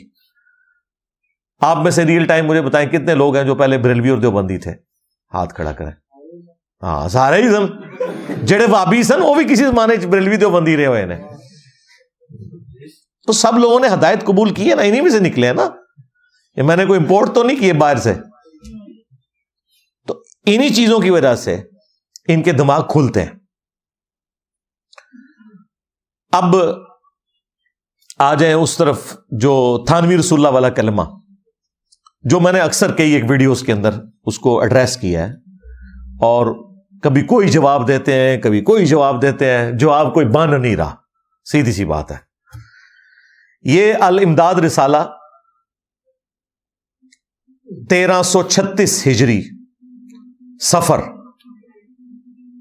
آج 1445 ہجری چل رہا ہے. یہ 1336 ہجری کا ہے. وہ جو ام عائشہ والا جو واقعہ تھا نا وہ 1335 ہجری کا تھا. یہ اس کے ایک سال بعد والا رسالہ ہے الامداد. اور الامداد رسالہ انہوں نے امداد اللہ مہاجر مکی جو ان کے پیر تھے، جو بریلویوں اور دیوبندیوں کے مشترکہ بزرگ ہیں، ان کی نسبت سے اس رسالے کا نام رکھا ہوا ہے الامداد. تو اس میں ان کو ایک مرید خط لکھتا ہے بڑا لمبا کہ جب سے آپ کے ساتھ اٹیچ ہوں حضور، تو دل کی کیفیت بدل گئی ہے. حضور حضور حضور کر رہا ہے وہ. اور حضور جو ہے نا وہ اشرف تھانوی صاحب کو کہہ رہا ہے. وہ ہمارے ایک کراچی کے مفتی صاحب نے نا اس واقعے کا دفاع کرنے کی کوشش کی، تو اس میں ان کا دیکھیں وہ تو حضور کہہ رہا ہے، حضور صلی اللہ علیہ وآلہ وسلم، صلی اللہ علیہ وآلہ وسلم کو نہیں لاتا. وہ پھر میں نے ہائی لائٹ کیا کہ بھائی یہ حضور ان کو نہیں کہہ رہا، وہ سٹارٹ ہی اس سے لے رہا ہے جب سے حضور کا بیعت ہوں، جب سے حضور کے ساتھ اٹیچ ہوں تو یہ میری کیفیات ہیں. تو یہاں اس واقعے میں حضور وہ کہہ رہا ہے اشرف تھانوی صاحب کو. تو کہتا ہے کہ وہ اپنی کیفیت لکھتے ہوئے، کچھ عرصہ کے بعد خواب میں دیکھتا ہوں کہ کلمہ شریف لا الہ الا اللہ محمد رسول اللہ پڑھتا ہوں، لیکن محمد رسول اللہ کی جگہ حضور کا نام لیتا ہوں. یعنی حضور کون؟ اشرف تھانوی صاحب. کون تھانوی صاحب؟ جنہوں نے چشتی رسول اللہ کا دفاع کیا تھا. تو ظاہر ہے پھر تھانوی رسول اللہ بھی آنا چاہیے نا. دیکھو نا ان کی بھی تو بیچ میں کوئی کنٹریبیوشن ہونی چاہیے نا. سلسلہ جنیدیہ تھا. جب عبد القادر جیلانی آئے اس سلسلے میں تو ان کا نام عبد القادر تھا، اس کو سلسلہ قادریہ بنا دیا. اب جنیدیہ کو لوگ بھول ہی گئے. اور جب باپا جانی آیا ہے انہوں نے قادری بھی ہٹا کے اتاری لگا دیا. ان کا بھی حق ہے. اگر عبد القادر جیلانی کا یہ حق ہے کہ قادری لگا دے جنیدی کو ہٹا کے، تو اتار الیاس قادری صاحب کا حق نہیں ہے کہ وہ قادری کو ہٹا کے اتاری لگا دے. اپنے ساتھ وہ لکھ رہے ہیں قادری، رضوی، ضیائی، وہ اپنے تینوں پیروں کی نسبت، لیکن مرید اتاری لکھ رہے ہیں. تو کہتے ہیں کہ محمد رسول اللہ کی جگہ حضور کا نام لیتا ہوں. اتنے میں دل کے اندر خیال پیدا ہوا کہ تجھے غلطی ہوئی ہے. یہ ابھی خواب میں ہے، ابھی جاگے گا بھی. ہاں، کیونکہ جو دیوبندیوں کے علماء ہیں وہ ابھی تک خواب میں ہی ہے، وہ نہیں جاگے، لیکن وہ جاگ گیا تھا. وہ جاگ کے بھی یہی کچھ پڑھ رہا تھا. تو دل میں خیال پیدا ہوا کہ کلمہ شریف کے پڑھنے میں مجھ سے غلطی ہوئی ہے. اس خیال سے دوبارہ کلمہ شریف پڑھتا ہوں. دل پر تو یہی کہ صحیح پڑھا جاوے، لیکن زبان سے بے ساختہ بجائے رسول اللہ صلی اللہ علیہ وآلہ وسلم کے اشرف علی نکل جاتا ہے. استغفر اللہ. حالانکہ مجھے اس بات کا علم ہے کہ اس طرح درست نہیں. اچھا وہ کہتے ہیں دیکھیں جی وہ مان رہا ہے. اللہ کے بندو، ہم بابی کو نہیں کہہ رہے، بابے کو کہہ رہے ہیں جس کو یہ خط لکھ رہا ہے. وہ نہیں مانا، یہ تو مان رہا ہے، واقعی غلطی مان رہا ہے. اور اس کے اوپر سے قلم بھی اٹھا ہوا ہے. اس وقت تک تو قلم اٹھا ہوا ہے اس سے، کیونکہ جامعہ ترمذی میں پوری سند کے ساتھ یہ حدیث موجود ہے، اور بلکہ صحیح بخاری کے اندر تعلیقاً امام بخاری بھی مولا علی علیہ السلام کا قول لے کر آئے ہیں کہ جب سیدنا عمر نے ایک مجنون پاگل شخص کے اوپر ہاتھ جاری کر دی تو مولا علی نے انہیں روکا اور کہا امیر المومنین، اللہ تعالیٰ نے 3 لوگوں سے قلم اٹھا لیا ہے، ایک سویا ہوا شخص جب تک کہ بیدار نہ ہو جائے، دوسرا نابالغ جب تک کہ بالغ نہ ہو جائے، اور تیسرا مجنون اور پاگل شخص۔ تو حضرت عمر نے اپنا ڈیسیژن واپس لے لیا، اور یہ حدیث مرفوع بھی ہے، مولا علی نے ہی روایت کی ہے نبی علیہ السلام سے، جامع ترمذی کے اندر بھی، سنن ابن ماجہ کے اندر بھی۔ تو اس کا سہارا لے لیتے ہیں، خواب اور مجنون، وہ کہتے ہیں یہ بھی مجنون ہی تھے نا، قلندر کہہ لیں، مجذوب کہہ لیں، وہ کہتے ہیں اللہ کی محبت میں ان کی دماغ کی لو چٹک گئی ہوتی ہے، وہ سنا نا مفتی صاحب نے کہا چٹک گئی، تو پاگل کیا کرو نا، انہوں بزرگ بنا کے کیوں پیش کرتے ہو؟ نہیں، اللہ کی محبت میں، اللہ کی محبت کی تو بات نہیں ہو رہی ہے، تو رسول اللہ کے ساتھ گستاخی کر رہے ہیں۔ اور تم نے ہمیں سکھایا تھا، میں بھی 31 سال تک بریلوی رہا ہوں، کہ با خدا دیوانہ باش، با محمد ہوشیار، دیوانگی صرف اللہ کے لیے چلے گی، رسول اللہ کے لیے دیوانگی نہیں ہوگی۔ یہ تو رسول اللہ کی شان میں گستاخیاں ہو رہی ہیں، یہاں پہ وہ دیوانگی نہیں چلے گی۔ تو ان کے پاس یہی ایک سہارا تھا، ایک بخاری کی حدیث یہ اٹھا کے تعلیقاً کے جی وہ 3 لوگوں سے قلم اٹھا ہوا ہے، قلم اٹھا ہوا ہے، چھوڑ دو۔ اور بھائی اس سے تو قلم اٹھ گیا، اس کے پیر کو تو حیا ہونی چاہیے تھی، جب اسے لکھا گیا تو وہ اسے توبہ کرواتا کہ تو خواب میں بھی پڑھ رہا ہے اور بیداری میں، اس سے نہیں اس نے پڑھا ہے۔ یہ ایک ان کے پاس لیم ایکسکیوز ہے، 3 لوگوں سے قلم اٹھا ہوا۔ دوسرا ان کے پاس مسلم شریف کی وہ حدیث ہے، تو میرا بندہ میں تیرا رب، وہ جو ایک بندے کی زبان لڑکھڑا گئی، وہ بھی مثال کے طور پہ نبی علیہ السلام نے بیان کیا ایک توبہ قبول کرنے والے کی، اور اس میں الفاظ ہیں من شدت الفرح، خوشی کی شدت کی وجہ سے اس شخص کی زبان لڑکھڑا گئی۔ یہ نہیں کہ اس نے پڑھوایا خود تھانوی رسول اللہ یا چشتی رسول اللہ یا صادق رسول اللہ یا کوئی اور رسول اللہ، نعوذ باللہ من ذالک۔ اور وہ ایک واقعہ تھا اور اس میں موجود تھا کہ خوشی کی شدت کی وجہ سے کہنا وہ چاہ رہا تھا، یہ نکل گیا۔ یہ نہیں ہے کہ اس کا دفاع ہوتا رہا اور یہ ہوتا رہا، کوئی لینا دینا نہیں، میں کافی دفعہ اس کو بریف کر چکا ہوں۔ اور تیسرا ان کے پاس دفاع تھا جی کتابیں تبدیل ہو گئی ہیں، وہ تو میں نے ختم کر دیا، کتابیں کوئی نہیں جی بدلیاں۔ احمد بریلوی سے بھی ثابت ہو گیا، پیر میر علی شاہ صاحب سے بھی ثابت ہو گیا، اشرف تھانوی صاحب سے بھی ثابت ہو گیا۔ ان لوگوں کے قلم کی سیاہی تو ابھی خشک بھی نہیں ہوئی ہے، اب کہاں بھاگو گے؟ پرانوں کو تو کہہ لو گے کتابیں بدل گئیں، اس کا مطلب ہے ان کے زمانے تک بھی کتابیں نہیں بدلی ہوئی تھیں۔ ان بزرگوں نے اگر اپنے زمانے میں 8 سے 100 سال پہلے دفاع کیا ہے تو ان کے زمانے کی کتابوں میں موجود تھا، ان کے دماغ میں کیوں نہیں آیا کتابیں بدل گئی ہیں؟ دیکھو کتنے گیا میرا دماغ۔ بھائی جب تھانوی صاحب دفاع کر رہے تھے 1944 میں فوت ہوئے ہیں، 100 سال پہلے وہ بندہ دفاع کر رہا تھا، اس وقت تک اس کے دماغ میں تو نہیں آیا کہ کتابیں بدل گئی ہیں۔ جب پیر میر علی شاہ صاحب تحقیق الحق فی کلمت الحق میں دفاع کر رہے تھے 1937 میں وہ فوت ہوئے ہیں، 100 سال پہلے ان کے دماغ میں تو نہیں آیا کہ یہ بدل چکی ہیں۔ جب 1921 میں فوت ہونے والے احمد بریلوی صاحب فتاوی رضویہ کے اندر سبع سنابل کی تعریف کر رہے تھے، جس میں چشتی رسول اللہ لکھا ہے، اور نہ صرف تعریف کہہ رہے ہیں رسول اللہ کی بارگاہ میں مقبول ہے، اس وقت ان کے دماغ میں تو نہیں آیا تھا۔ نہیں، وہ اعلیٰ حضرت نے لکھا ہے چشتیہ کی کتابیں بدل گئی ہیں، سرکار انہوں نے باقی کتابوں کا ذکر کیا ہے، سبع سنابل کا ذکر نہیں کیا۔ ہاں، چشتی رسول اللہ تو اس میں لکھا ہوا ہے۔ بند گلی میں تم چلے جاؤ گے، بہتر یہ توبہ کرو، جنت کا راستہ تمہارے لیے کھلا ہے انشاءاللہ تعالی۔ ہم آپ کو یہ نہیں کہیں گے کہ آپ جو ہیں وہ جونیئر مسلمان ہیں اور ہم سینئر مسلمان ہیں، ہم رسپیکٹ کریں گے، بلکہ آپ کے لیے ڈبل اجر ہوگا اگر آپ حق کو قبول کریں۔ اچھا، اب وہاں واپس آ جائیں۔ وہ کہتے ہیں کہ جی بے ساختہ جو ہے وہ اشرف علی نکل رہا ہے، حالانکہ مجھے اس بات کا علم ہے کہ اس طرح درست نہیں، لیکن بے اختیار زبان سے یہی کلمہ نکلتا ہے۔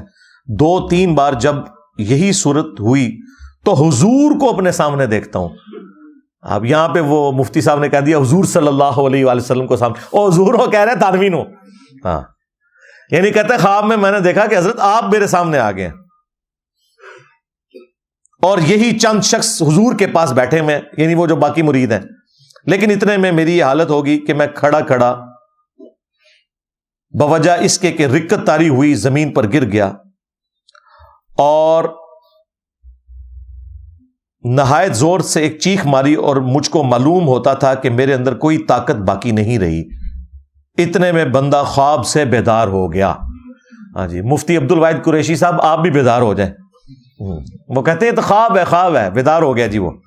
لیکن بدن میں بدستور بے حسی تھی, وہی اثر ناطاقتی تھا, بدستور تھا, لیکن حالت خواب اور بیداری میں حضور ہی کا خیال تھا. یعنی رسول اللہ کا خیال نہیں ہے, حضور کا. حضور کون؟ اشرف تھانوی صاحب. لیکن حالت بیداری میں کلمہ شریف کی غلطی پر جب خیال آیا تو اس بات کا آمادہ ہوا کہ اس خیال کو دل سے دور کیا جاوے, اس واسطے کہ پھر کوئی ایسی غلطی نہ ہو جاوے. اسی خیال سے بندہ بیٹھ گیا, یعنی اٹھ کے بیٹھ گیا, اور پھر دوسری کروٹ لیٹ کر کلمہ شریف کی غلطی کے تدارک میں رسول اللہ صلی اللہ علیہ وآلہ وسلم پر درود شریف پڑھنا شروع کر دیا. لیکن پھر بھی یہی کہتا ہوں, اللہم صلی علی سیدنا و نبینا و مولانا اشرف علی. استغفر اللہ. دیکھیں ذرا کتنے اس طرح تو کبھی درود شریف بھی نہیں پڑھا ہوگا انہوں نے اتنے لمبے القابات کے ساتھ. استغفر اللہ. حالانکہ اب بیدار ہوں, خواب نہیں ہے, لیکن بے اختیار ہوں. بالکل جی, بے اختیار ہے تو کیا کی نسی بیعت ہو جا کے اے فیض تو لبنا سی. مجبور ہوں, زبان اپنے قابو میں نہیں. اس روز سے ایسا ہی کچھ خیال رہا تو دوسرے روز بیداری میں رکت رہی, بہت رویا. بہت سی وجوہات ہیں جو حضور کے ساتھ باعث محبت ہے. حضور کون؟ اشرف تھانوی صاحب. کہتے ہیں یہ وہ بتانا چاہ رہا ہے کہ حضرت آپ کی عقیدت میں دیکھیں میں کس لیول تک ہوں کہ مجھے نبی علیہ السلام کی جگہ بھی آپ ہی نظر آتے ہیں. آپ کی زبان درود شریف کے کیس میں بھی آتا ہے, کلمے کے کیس میں بھی آتا ہے. مجھے بتائیں یہ خط اگر کوئی زرداری صاحب کو لکھ دے اور تھانوی رسول اللہ کی بجائے زرداری رسول اللہ لکھے, یا خان صاحب کو لکھ دے نیازی رسول اللہ, یا نواز شریف صاحب کو میاں رسول اللہ لکھ دے, میں آپ کو اللہ کی قسم اٹھا کے کہتا ہوں یہ تینوں بھی جو ہے نا کانپنا شروع کر دیں گے. وہ کہیں گے خدا دا نائی مروان لگا سانو. لیکن ادھر دیکھیں یہ جواب کیا لکھ رہے ہیں. یہ کہتے ہیں جی یہ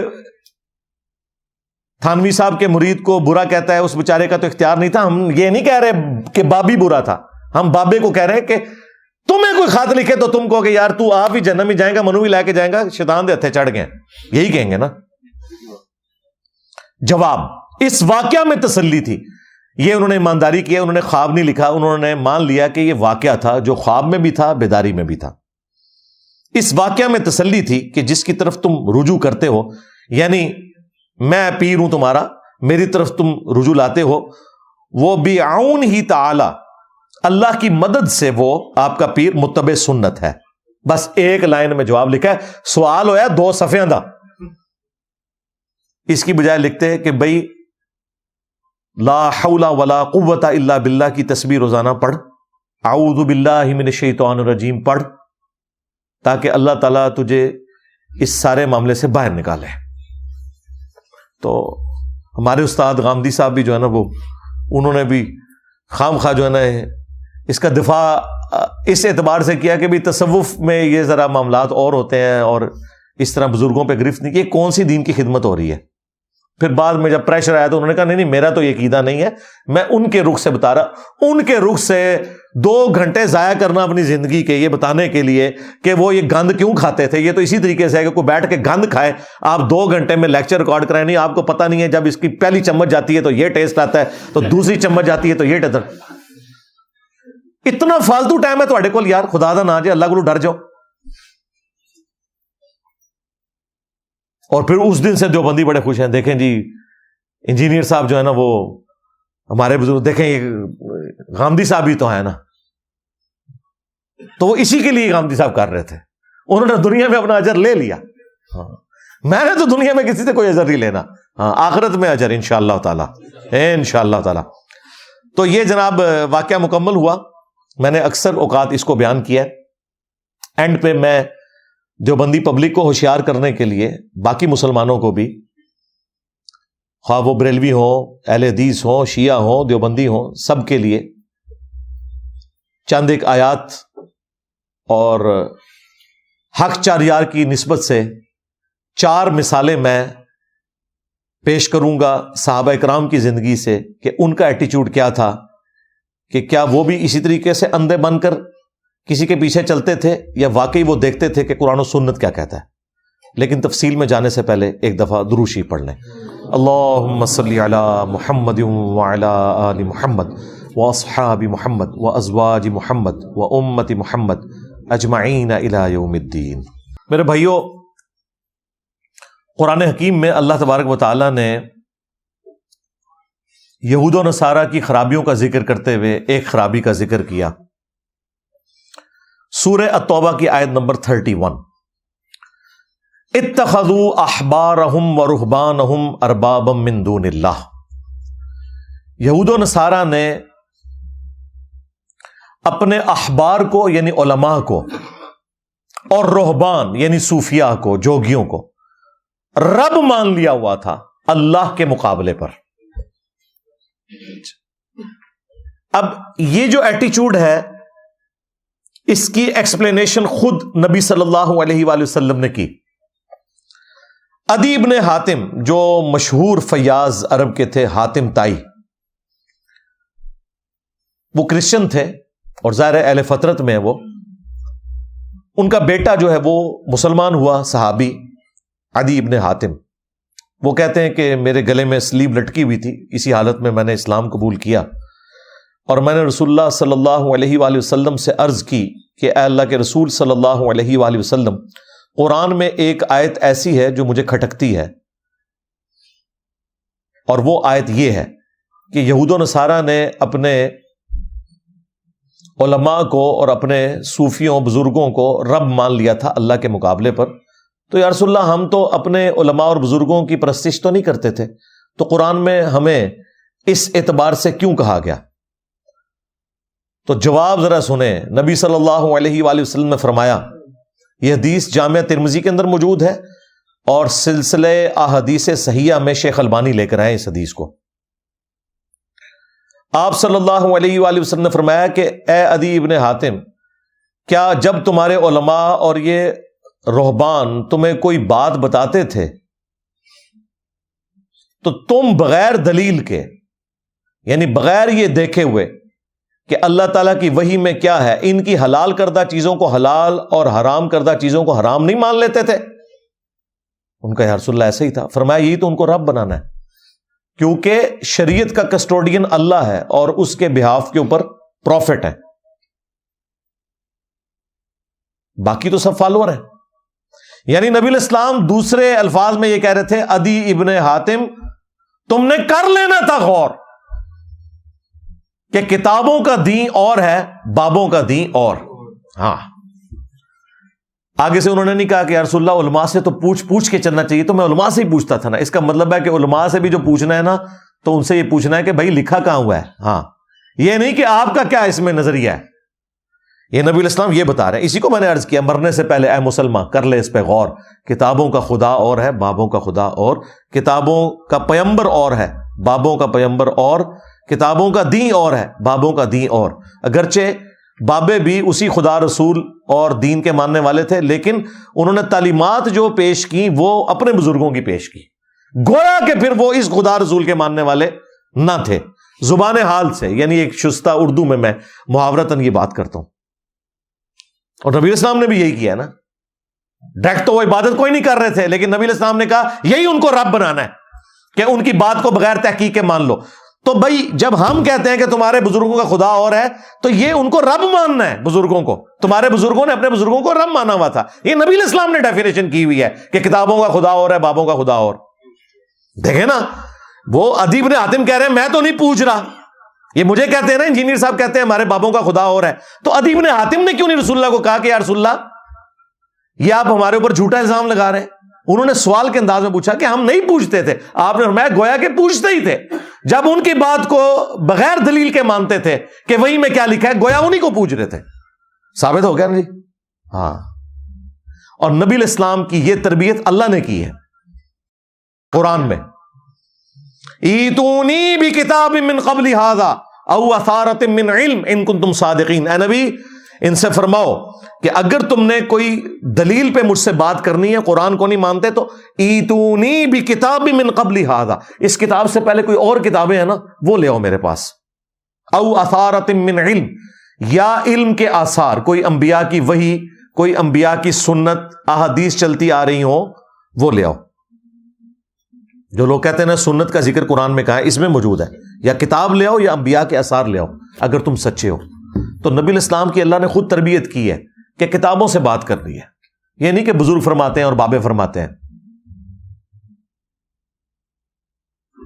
تو الحمدللہ یہ جو آیت مبارکہ ہے کہ لاؤ میرے پاس کوئی کتاب یا علم کی بات، ایتونی بکتاب من قبل ھذا او اثارۃ من علم، یعنی کتاب بھی اور علم بھی۔ اسی کو میں نے عرض کیا کہ نہ میں وابی نہ میں بابی، میں ہوں مسلم علمی کتابی۔ ہاں کہتے ہیں کتنے لکھے ہے؟ قرآن وچ لکھے ہے، ایتونی بکتاب من قبل ھذا او اثارۃ من علم۔ ہم مسلم ہیں، کتاب اور علم کے مطابق چلنے والے ہیں، نہ کہ بزرگوں کی گستاخانہ تعلیمات، ان کی ذاتی خرافات پہ چلنے والے ہیں۔ اور پھر اللہ کے محبوب صلی اللہ علیہ وآلہ وسلم نے اپنی امت کو یہی چیز ٹرانسفر کی ہے۔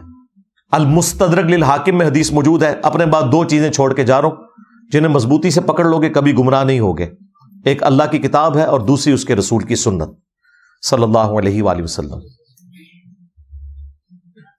اور صحیح مسلم میں اوپر تلے 4 احادیث ہیں، اس میں قرآن اور اہل البیت کا ذکر ہے۔ 2 بھاری چیزیں چھوڑ کے جا رہا ہوں۔ پہلی چیز اللہ کی کتاب ہے، اس میں ہدایت ہے، اس میں نور ہے، تم اللہ کی کتاب کو پکڑو، اپنا تعلق اس کتاب کے ساتھ مضبوط کرو۔ اللہ کی کتاب اللہ کی رسی ہے، جو اسے پکڑے گا ہدایت پر ہوگا، جو چھوڑ دے گا گمراہ ہو جائے گا۔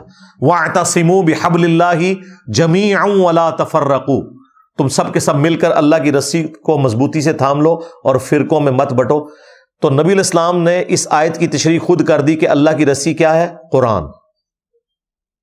اور دوسری بھاری چیز میرے اہل البیت ہیں، میں اپنے اہل البیت کے معاملے میں تمہیں اللہ کا خوف دلاتا ہوں۔ اور یہ جملہ آپ نے 3 دفعہ ریپیٹ کیا کہ میں اپنے اہل البیت کے معاملے میں تمہیں اللہ کا خوف دلاتا ہوں، مراد یہ کہ میرے بعد ان کے ساتھ حسن سلوک کرنا۔ امت بالکل الٹ چلی، نہ قرآن کو پکڑا اور نہ اہل البیت کو زندہ چھوڑا، بالکل الٹ چلی۔ سورۃ النساء میں ایک بڑی زبردست آیت مبارکہ ہے، 59 نمبر، یا ایھا الذین آمنوا اطیعوا اللہ واطیعوا الرسول، اے اہل ایمان اطاعت کرو اللہ کی اور اطاعت کرو اس کے رسول کی، واولی الامر منکم، اور اپنے حکمران کی بھی۔ لیکن حکمران کے ساتھ اطاعت کا لفظ نہیں آیا، یہ فرق کیوں اللہ نے کیا؟ تاکہ یہ پتہ چل جائے کہ ایبسولوٹ اطاعت اللہ اور اس کے رسول کی ہے، حکمران کی ریلیٹو ہے۔ اطاعت کا لفظ اللہ کے ساتھ بھی ہے، رسول کے ساتھ بھی، اطیعوا اللہ واطیعوا الرسول، لیکن پھر تیسری دفعہ اطیع کا لفظ نہیں آیا۔ ویسے تو دوسری دفعہ بھی ضرورت نہیں تھی، اللہ کی اطاعت رسول کی اطاعت تو ایک ہے، من یطع الرسول فقد اطاع اللہ، جس نے رسول کی اطاعت کی اس نے اللہ کی اطاعت کی۔ لیکن اللہ تعالیٰ نے فرق واضح کرنا تھا کہ 2 ہستیاں ہیں جن کی ایبسولوٹ اطاعت ہوگی، اللہ اور اس کے رسول کی، وَأُولِي الْأَمْرِ مِنْكُمْ، لیکن جو تم میں حکمران ہے اس کی بھی اطاعت ہوگی، خلیفہ وقت کی۔ اور اسی سے انہوں نے ڈیڈکٹ کرتے ہوئے نا اماموں کی تقلید بھی ثابت کی ہے۔ وہ کہتے ہیں اولو الامر میں صرف خلیفہ وقت نہیں داخل، ہمارے بڑے بڑے جو مجتہد حضرات ہیں، بزرگان دین ہیں، وہ بھی شامل ہیں۔ چلے ٹھیک ہے، کوئی مسئلہ نہیں، کر لو، تکے نہ لپا لو وچ، کوئی مسئلہ نہیں، اگے بڑھ۔ فَإِن تَنَازَعْتُمْ فِي شَيْءٍ، اگر تمہارا تنازع ہو جائے نا بزرگان دین کے ساتھ، خلیفہ وقت کے ساتھ، ظاہر تنازع اللہ رسول سے تو نہیں ہو سکتا، وہ تو کافر ہو گیا، فَرُدُّوهُ إِلَى اللَّهِ وَالرَّسُولِ، تو معاملے کو تم نے پلٹانا ہے اللہ اور اس کے رسول کی جانب۔ اب یہاں پہ یہ نہیں آیا کہ معاملے کو پلٹانا ہے بزرگان دین کی طرف، حکمران وقت کی طرف، خلیفۃ المسلمین کی طرف، خواہ وہ خلیفہ راشد ہی کیوں نہ ہو، نہیں کہا گیا۔ وہ میں آپ کو بعد میں مثال دوں گا کہ خلیفہ راشد نے بھی جہاں کہیں قرآن و سنت سے وہ ہٹے تو باقی صاحب نے ان کی اصلاح کر دی.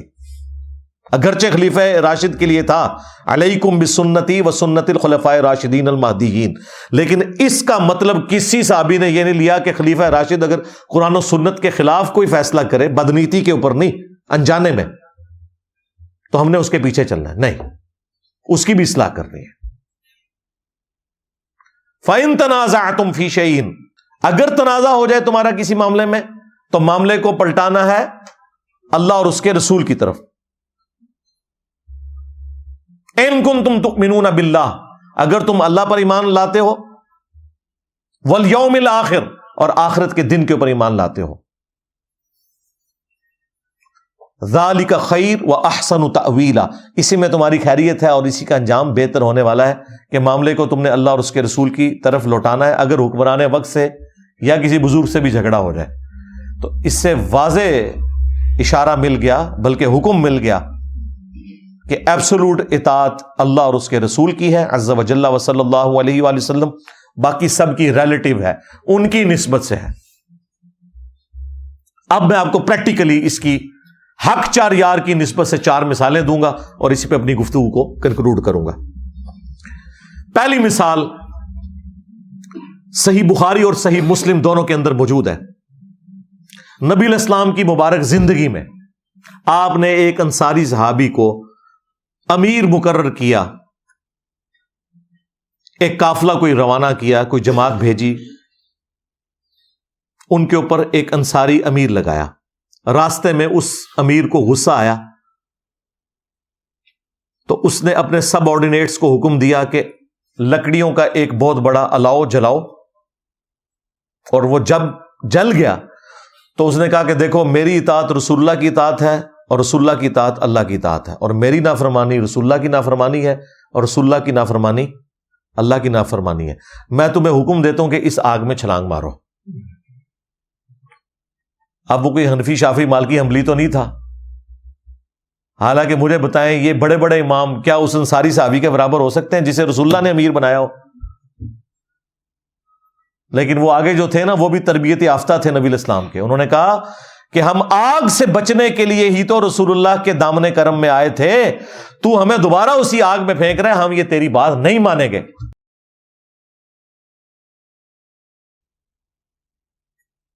واپسی پہ یہ جھگڑا رسول اللہ کی خدمت میں جب پیش کیا گیا تو آپ صلی اللہ علیہ وآلہ وسلم نے فرمایا اگر تم اس کی بات مان لیتے میرے امیر کی بھی، حالانکہ انہوں نے جو امام کھڑے کیے نا وہ رسول اللہ کے کھڑے کردہ امام نہیں ہیں، ہم ان کے احترام کرتے ہیں، لیکن ان کی طرف جو چیزیں غلط منسوب ہیں انہیں ہم غلط کہیں گے. جس طرح ہم حضرت عیسیٰ ابن مریم کا تو احترام کرتے ہیں، لیکن عیسیٰ ابن مریم کی طرف جو غلط عقیدے منسوب کر دیے کرسچنز نے وہ ہم ماننے کے لیے تیار نہیں ہیں. آپ نے فرمایا اگر تم اس کی اطاعت کرتے اور اس آگ میں چھلانگ لگاتے تو جہنم کی آگ میں جا کے نکلتے سیدھے. پھر نبی علیہ السلام نے فرمایا اللہ کی نافرمانی میں مخلوق کی اطاعت نہیں ہے، مخلوق کی اطاعت صرف معروف میں ہے، منکر میں نہیں ہے.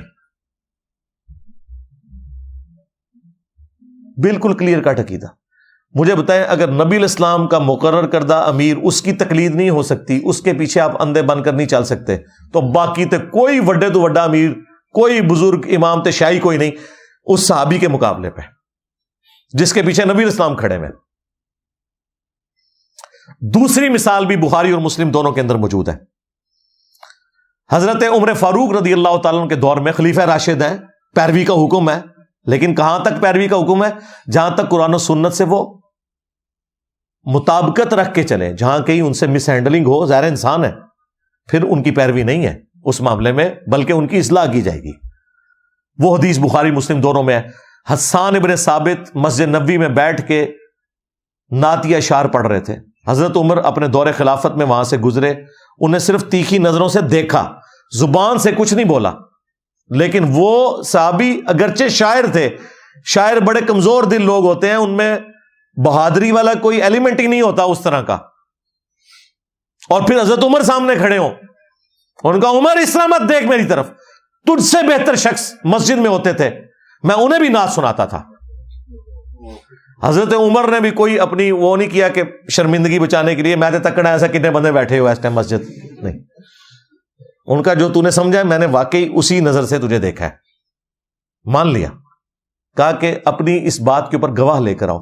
حضرت ابو ہریرہ پاس بیٹھے تھے، حضرت حسان نے ان کی طرف اشارہ کیا تو انہوں نے پھر گواہی دی، اے امیر المومنین میں گواہی دیتا ہوں کہ نہ صرف نبی علیہ السلام نے نعتیہ اشعار سنے ان سے، بلکہ ان کے لیے دعا کی کہ اے اللہ روح قدس کے ذریعے حسان کی مدد فرما جس طرح تو نے عیسیٰ ابن مریم کی مدد کی تھی، وَأَيَّدْنَاهُ بِرُوحِ الْقُدُسِ۔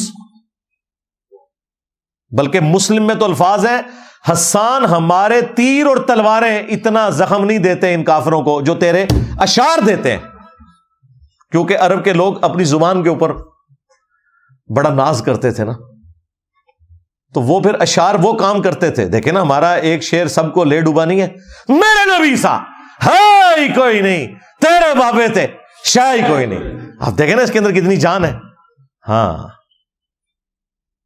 انا النبی لا کذب انا ابن عبد المطلب، میں نبی ہوں اس میں کوئی شک نہیں، میں عبد المطلب کا بیٹا ہوں اس میں کوئی شک نہیں۔ یہ رجز پڑا تھا نبی علیہ السلام نے غزوہ حنین میں، تو اس میں جو جان ہے تو یہ اشعار کے اندر جان ہے۔ تو حضرت عمر فاروق رضی اللہ تعالیٰ عنہ نے جب یہ بات سنی وہاں سے چلے گئے۔ اس واقعے سے کتنے مدنی پھول نکلے۔ نمبر 1، کوئی بڑے سے بڑا انسان ہو، امام ہو، بزرگ ہو، صحابی ہو، خلیفہ راشد ہی کیوں نہ ہو، سیدنا عمر، ان کے ساتھ بھی ایسا ہو سکتا ہے کہ ان سے کوئی بات چھپی رہ جائے، کوئی حدیث ان تک نہ پہنچی ہو۔ تو تواڈے امام تے شاہی کوئی نہیں، کہتے نہیں اماموں کو نہیں تھا پتا، بزرگوں کو نہیں پتا، اور حضرت عمر کو حدیث کا نہیں پتا تھا، تو کیا حضرت عمر کا مرتبہ گر گیا؟ نہیں، یہ ہو سکتا ہے۔ نمبر 2، حضرت عمر نے یہ درس دیا کہ قرآن و سنت سے جو بھی دلیل پیش کرے پھر تم نے اپنی بزرگی کو نہیں دیکھنا، اگرچہ وہ خلیفہ راشد تھے، ان کی پیروی کا حکم تھا، لیکن اس وقت تک حکم تھا جب تک قرآن و سنت کے خلاف کوئی بات نہ ہو۔ حضرت عمر بیک فٹ پہ چلے گئے۔ نمبر 3، حضرت ابو ہریرہ کی گواہی کو انہوں نے قبول کیا، یعنی حضرت ابو ہریرہ حضرت عمر کے نزدیک ثقہ اور صدوق تھے۔ بعض غالی شیعہ کی طرف سے، رافضیوں کی طرف سے یہ اعتراض کیا گیا کہ ان کا کنفلکٹ تھا، وہ کنفلکٹ تھا، وہ معاملہ کوئی اور تھا، لیکن روایت حدیث میں حضرت عمر حضرت ابو ہریرہ کو ثقہ اور صدوق مانتے تھے، ان کی حدیثیں قبول کرتے تھے۔ اور چوتھا رزلٹ یہ نکلا کہ حسان ابن ثابت شاعر ہونے کے باوجود انہوں نے یہ پرواہ نہیں کی کہ میرے سامنے کون بندہ کھڑا ہے، قرآن و سنت کی روشنی میں انہوں نے ان سے اختلاف کرنے کی جرت کی۔ یہ بھی رزلٹ نکلا۔ 2 مثالیں ہو گئی، تیسری مثال سنیں۔ صحیح بخاری میں حدیث ہے، ایک صحابی کہتے ہیں کہ جنگ جمل کے دنوں میں مجھے ایک حدیث نے بڑا نفع پہنچایا کہ میں نے رسول اللہ صلی اللہ علیہ وآلہ وسلم سے یہ سنا تھا کہ جو قوم اپنی حکومت یا عمارت کسی عورت کے سپرد کر دے وہ کبھی فلاح نہیں پائے گی۔ جب کسرا کے لوگوں نے ایک عورت کو حاکم بنایا تھا تو نبی علیہ السلام نے اس پہ یہ ورڈکٹ دی تھی۔ میں نے ارادہ کیا کہ میں حضرت علی کے خلاف حضرت عائشہ کا ساتھ دوں، لیکن میں پھر حضرت عائشہ کی سپورٹ سے پیچھے ہٹ گیا کیونکہ نبی علیہ السلام کی حدیث مجھے یاد آ گئی کہ جب عورت کے حوالے حکومت ہو جائے تو وہ قوم فلاح نہیں پا سکتی۔ میں نے یہ رزلٹ نکال لیا کہ حضرت عائشہ اور ان کے ساتھی فلاح نہیں پائیں گے حضرت علی کے مقابلے پہ، تو میں پیچھے ہٹ گیا۔ اندازہ کریں صحابہ کرام کا یہ عقیدہ تھا کہ جسے فٹ اسے گفٹ، اگرچہ یہ حدیث ایک آتش پرست عورت سے متعلق تھی، اور اس صحابی نے لگائی کس جگہ پہ؟ اما عائشہ کے اوپر سلام اللہ علیہا، لیکن بے احترامی نہیں کی۔ اس زمانے میں یہ نہیں ہوتا تھا اے بتاں لی آیتاں نے، اے کافراں لی آیتاں نے، اے وہابیاں لی آیتاں نے، اے سنیاں لی آیتاں نے، نہ، جو بھی جرم کرے گا وہ اس کیٹیگری میں فال کرے گا، وہ فٹ کر دیتے تھے۔ وہ کہتے تھے عمارت جو ہے نا وہ عورت کے سپرد نہیں ہونی چاہیے۔ بلکہ بخاری میں تو یہاں تک آیا کہ عمار ابن یاسر نے کوفے کے ممبر کے اوپر خطبہ دیا، اے لوگو سیدہ عائشہ بصرہ کے لیے روانہ ہو چکی ہیں، وہ دنیا اور آخرت میں تمہارے نبی کی بیوی ہیں، یعنی مرتبہ نہیں کوئی کم کر سکتا۔ ہاں، ہم شیعان علی ہیں، عمار ابن یاسر والے۔ اما عائشہ دنیا اور آخرت میں ہماری ماں ہے، رسول اللہ کی بیوی ہیں، یہ مرتبہ ان سے کوئی نہیں چھین سکتا۔ لیکن ساتھ ہی عمار ابن یاسر نے کہا لیکن اللہ تمہیں آزمائے گا کہ تم اللہ کی اطاعت کرتے ہو یا عائشہ کی اطاعت کرتے ہو، کیونکہ حضرت علی کی اطاعت اللہ کی اطاعت ہے۔ کیوں؟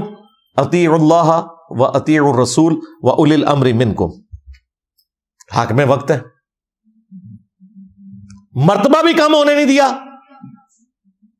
اور کتنا گاڑا فتویٰ، اللہ تمہیں آزمائے گا کہ تم اللہ کی اطاعت کرتے ہو یا عائشہ کی اطاعت کرتے ہو، بہت گاڑا فتویٰ ہے۔ لیکن صحابہ کرام کے زمانے میں اس طرح کی چیزوں کو گستاخی شمار نہیں کیا جاتا تھا، یہ علمی ڈسکشن کے طور پہ ہوتی تھی چیزیں۔ آج چونکہ سنی شیعہ کنفلکٹ ہے، لوگوں کو فوراً فکر پڑ جاتی ہے یہ ہو گیا وہ ہو گیا۔ 3 مثالیں ہو گئی، چوتھی مثال سنیں۔ صحیح مسلم میں حدیث ہے، عبداللہ بن عمر بن عاص خانہ کعبہ شریف کے سائے میں بیٹھے ہوتے ہیں، ایک تابعی عبد الرحمن بن عبد رب کعبہ آتا ہے اور وہ ان کے سامنے بیٹھ کے اطاعت امیر کے اوپر حدیث مکمل سنتا ہے، بڑی لمبی حدیث۔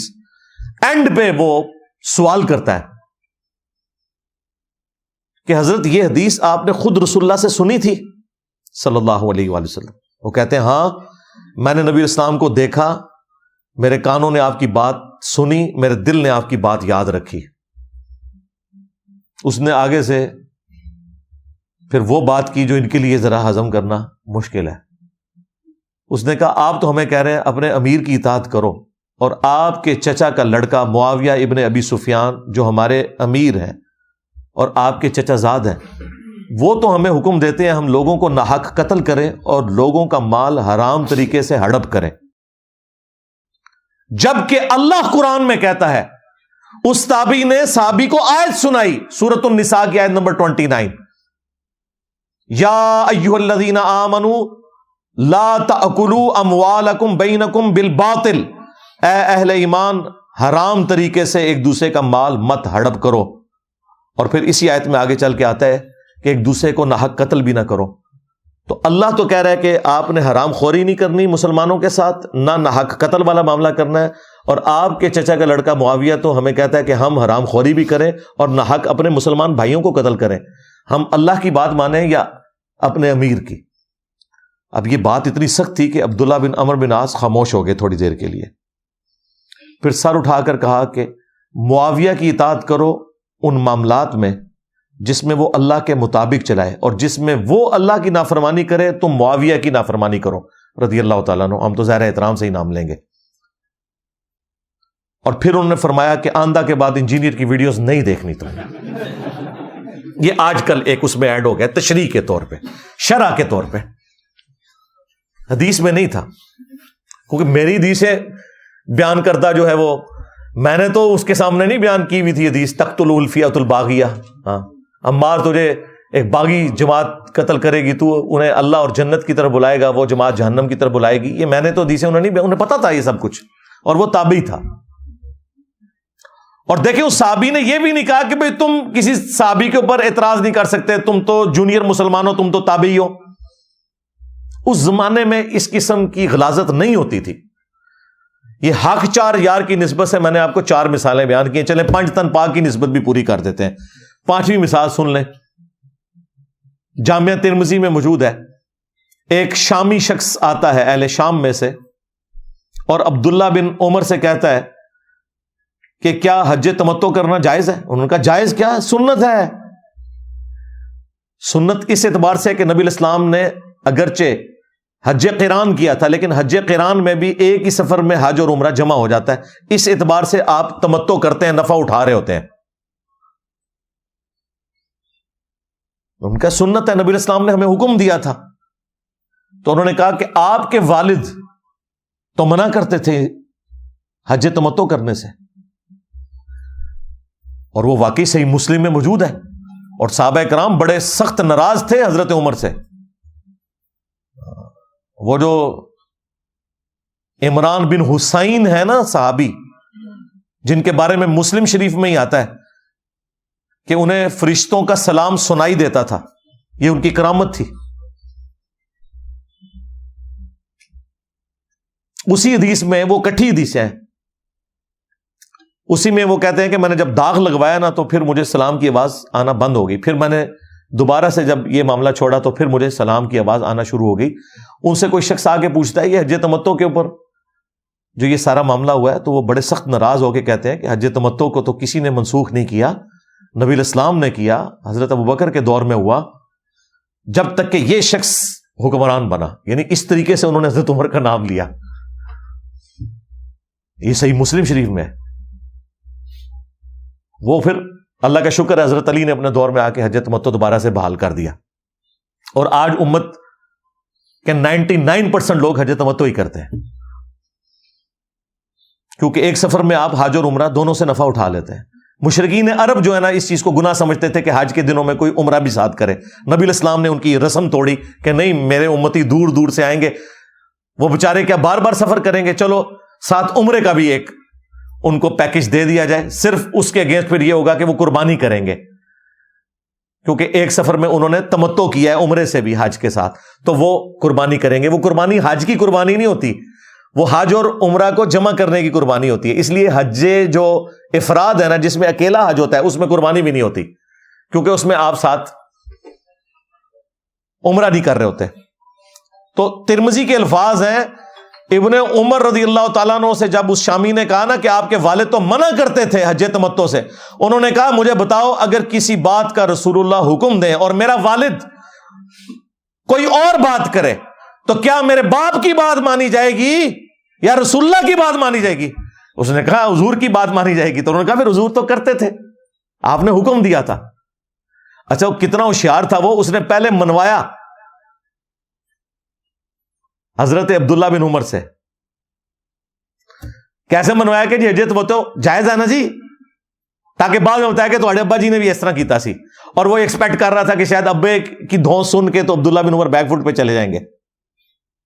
انہوں نے کہا نہیں، میرا باپ بھی اگر کہے تو اس سے کیا فرق پڑتا ہے.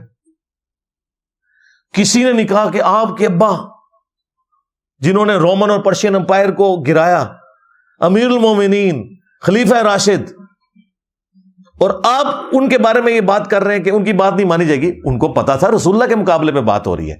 یہی تو ہم نے عرض کیا ہے، میرے نبی سا ہے ہی کوئی نہیں، کوئی بڑے سے بڑا بابا بزرگ شاید ہی کوئی نہیں نبی کے مقابلے پہ، ہمارے مقابلے پہ نہیں.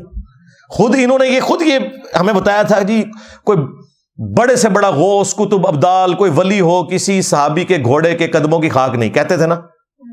اور تم تو اپنے بابوں کو جانوروں سے بھی بدتر کہتے تھے. ہم تو صرف کہتے ہیں میرے نبی سا ہے ہی کوئی نہیں، تیرے بابے تشائی کوئی نہیں، یعنی ہمارے نبی کے مقابلے پہ.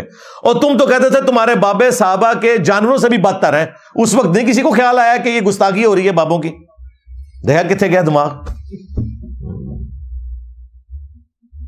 انجینئر صاحب کوئی بھی بات کرتے نا وہ فوراً تختہ مشق بن جاتی ہے، حالانکہ اس سے ورسٹ فارم میں ان کے بزرگوں کے ہاں وہ چیزیں ایگزسٹ کرتی ہیں. یہ میرا فیوریٹ ٹاپک ہے، اس پہ بہت کچھ بولا جا سکتا ہے. جس سے شوق ہے تو مسئلہ 197 میرا دیکھے، اسی ٹاپک کے اوپر ہے. ایک اور ویڈیو ہے میری تقلید کے نام کے اوپر، ڈرامہ بازی، اور کافی ساری ویڈیوز میری اس حوالے سے موجود ہیں. میں نے یہ ساری باتیں کنکلوڈ کرتے ہوئے اس لیے کی تاکہ آپ کو اوورال عقیدہ پتہ چلے. یہی باتیں میں پچھلے 15 سال سے کرتا آ رہا ہوں سکیٹرڈ فارم کے اندر، لیکن جب اس طرح کی کوئی چیز سامنے آتی ہے تو پھر ایک موقع مل جاتا ہے کہ پھر دوبارہ سے وہ چیزیں ریکال کی جائیں، جو بکھری ہوئی تھیں ایک جگہ دوبارہ سے جمع ہو جائیں، تاکہ ہم ختم نبوت صلی اللہ علیہ وآلہ وسلم کی برکت سے رسول اللہ صلی اللہ علیہ وآلہ وسلم کی بھولی بھالی امت کو ان بزرگوں کے چنگل سے نکال کر اس شخص کے قدموں میں لے آئیں جس کی قبر مدینے میں ہے، صلی اللہ علیہ وآلہ وسلم. صلو علی محمد وآل محمد، اللہم صلی علی محمد وعلی آل محمد واصحاب محمد وازواج محمد وامت محمد اجمعین الی یوم الدین، آمین.